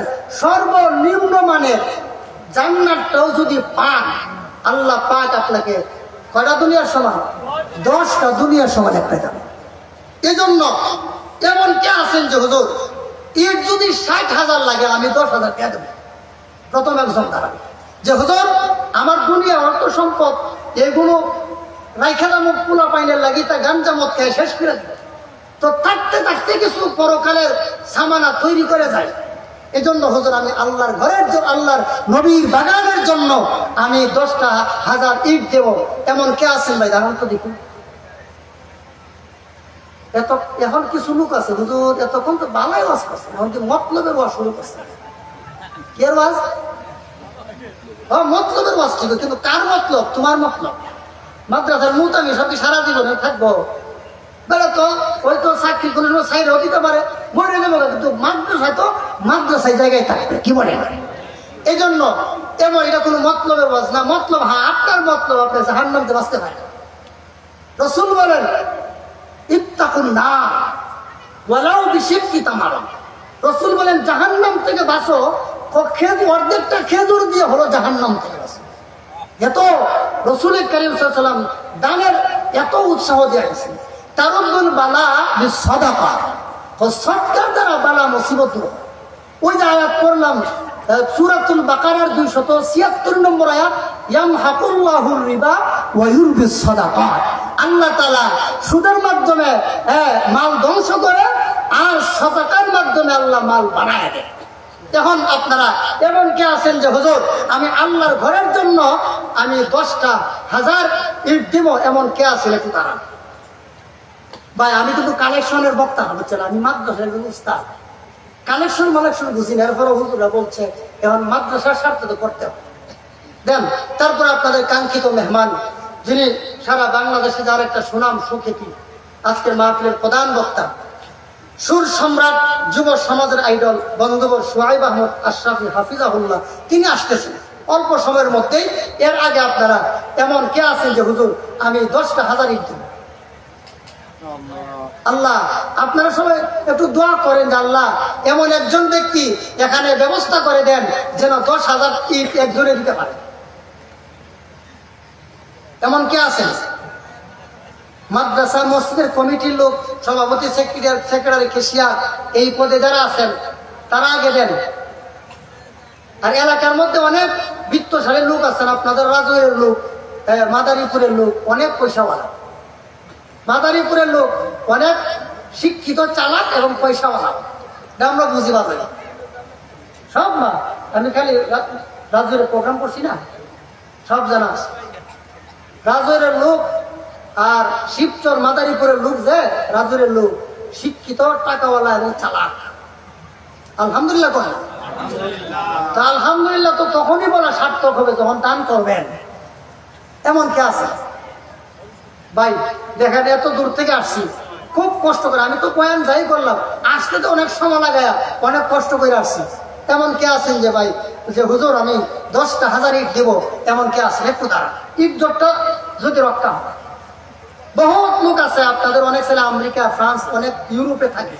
ছেলেরা কইবেন যে বাবা রে তুই ইউরোপ থাকস, আল্লাহ যেন তোরে ভালো রাখে, তোর প্রবাসী জীবন যেন আল্লাহ শান্তিময় করে দে, এই জন্য আমি 10,000 ইট মাদ্রাসায় লেখায় আসছি। ভাই একটু মেহরবানি করে এমন কে আছে?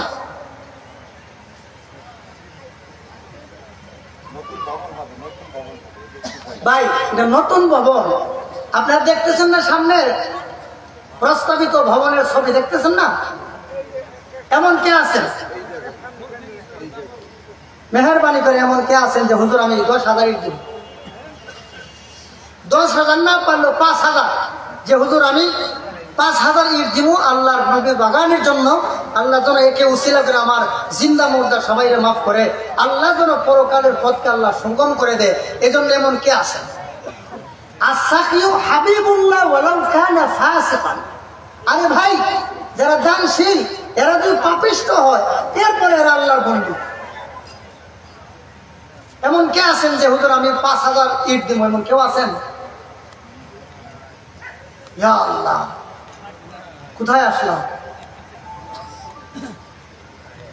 কি হলো?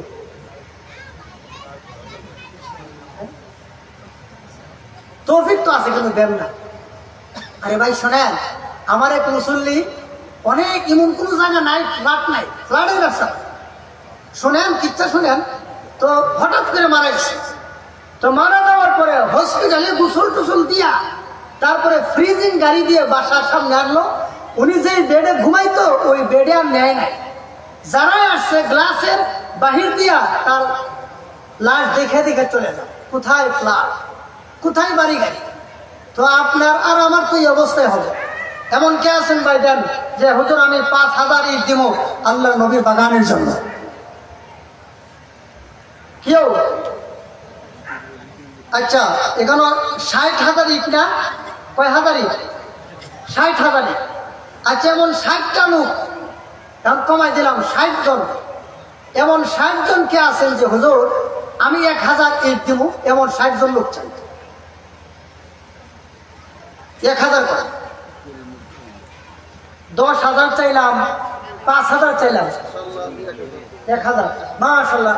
ভাইজার নাম কি? মোহাম্মদ সিরাজুল ইসলাম ভাই 1,000 ইট। নারায়ে তাকবীর, দ্বীন ইসলাম।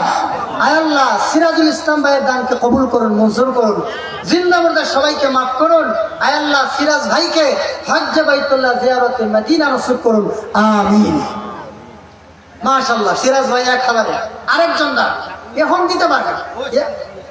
ভাইজানের নাম কি? কি নাম? দাঁড়া একটু কষ্ট করে মুরব্বী, দাঁড়া একটু বাজান, দাঁড়ান। আব্দুল কুদ্দুস।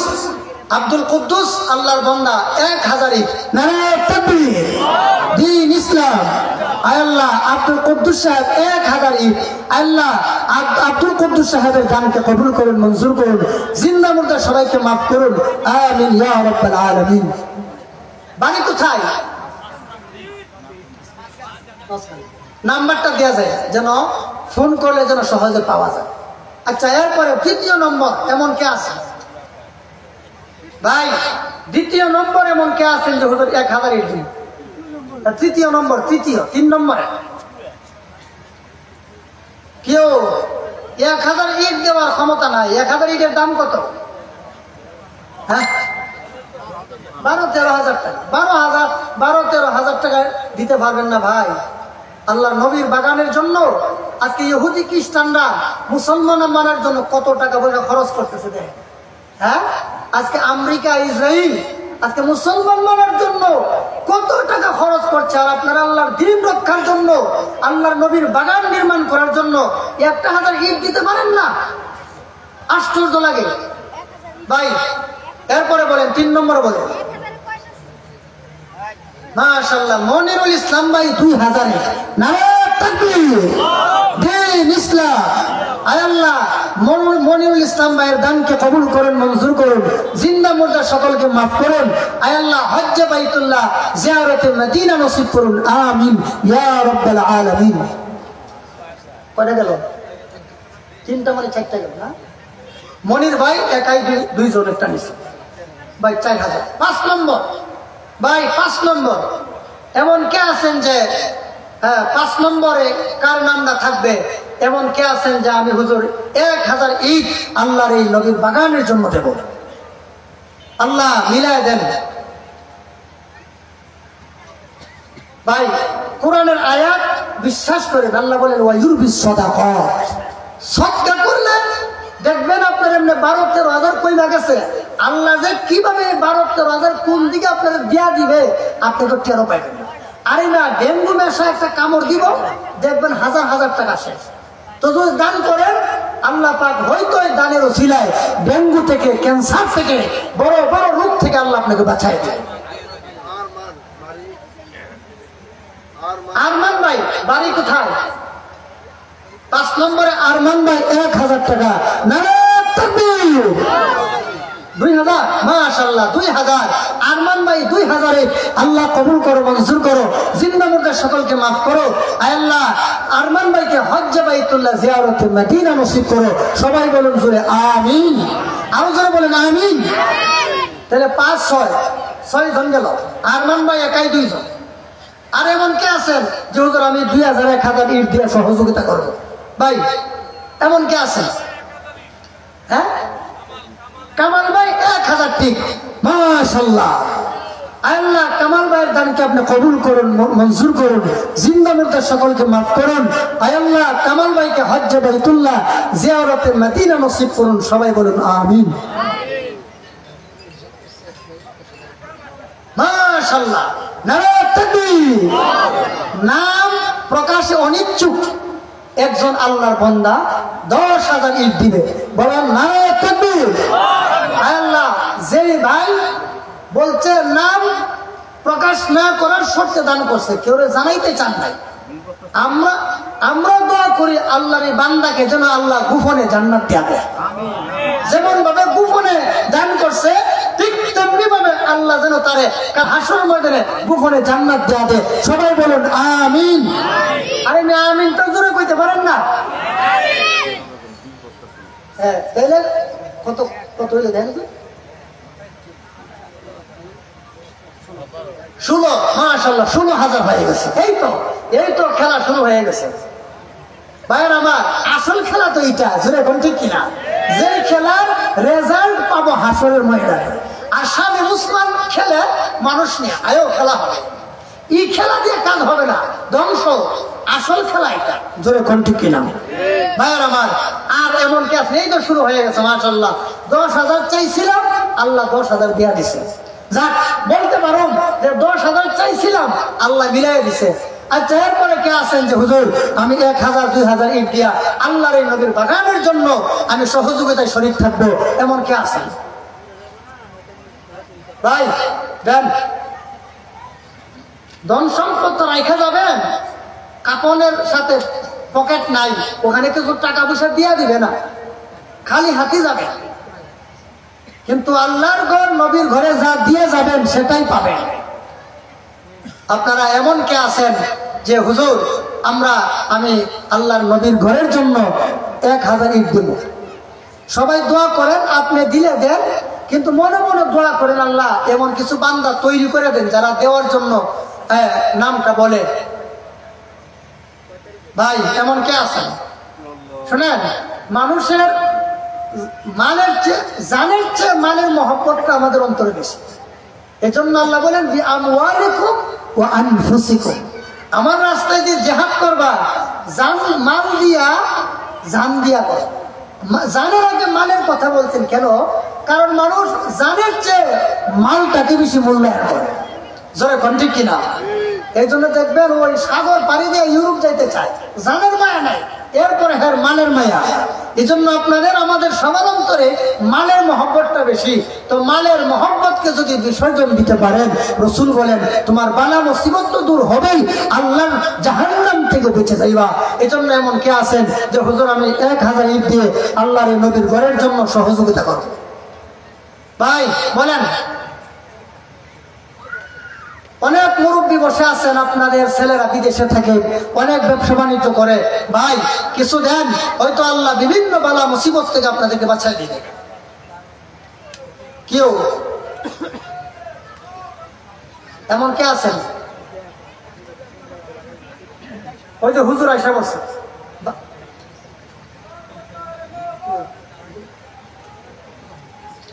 এই এদিকে স্যার, এদিকে হুজুর আসবে ইনশাল্লাহ। তো আপনারা ইনশাল্লাহ এমন কে আছেন? কত হয়েছে? মাত্র 16,000। 60,000 ইট লাগে মাত্র 16,000। ভাই হুজুর আয়সা বলছে, হুজুর অনেক অনেক সিলেট হবিগঞ্জ থেকে অনেক দূর সফর করে আসছে। এই জন্য মেহরবানি করে আপনারা আলেমের সম্মানার্থে আপনারা দেরি না করে আপনারা বলুন যে হুজুর আমি 1000 ইট। সোহরাব হাওলাদার কত? 50,000 টাকা। নারে তাকবীর, দ্বীন ইসলাম। আল্লাহ সোহরাব ভাইয়ের দানকে আপনি কবুল করুন, মঞ্জুর করুন, জিন্দা মুর্দা সকলকে মাফ করুন। আল্লাহ সোহরাব ভাইকে হজ্জে বাইতুল্লাহ জিয়ারতে মদিনা নসিব করুন। সবাই বলুন আমিন। ভাই খুব দ্রুত আর 2-4 মিনিট আমি এতক্ষণ বসা রাখা এটা বেয়াদবি হয়, কারণ আপনারা বাড়ির থেকে আসছেন। হুজুরে জোহরের পরে রওনা দিয়া এখন বাজে কয়টা? কত ঘন্টা জার্নি করে ঢাকা পার হয়ে জেল ঠেলে আপনাদের কাছে উপস্থিত হয়েছে। অতএব আর দেরি করা যাবে না। আপনারা 2-4 মিনিটের ভিতরে এমন কে আছেন যে হুজুর আমি 1000 ইট দেব? আমার কালেকশন করতে বেশ লজ্জা লাগে। আমি আসলে কালেকশনে অভ্যস্ত না, আমি এগুলো পারিও না। এই জন্য মেহরবানি করে এমন কে আছেন যে হুজুর আমি 1000 ইট দিয়ে আল্লাহর নবীর ঘরের জন্য আমি সহযোগিতা করবো? এমন কে আছেন? আরে ভাই 1000 না দেন 500 দিতে পারবেন না কেউ? আস্তাগফিরুল্লাহ।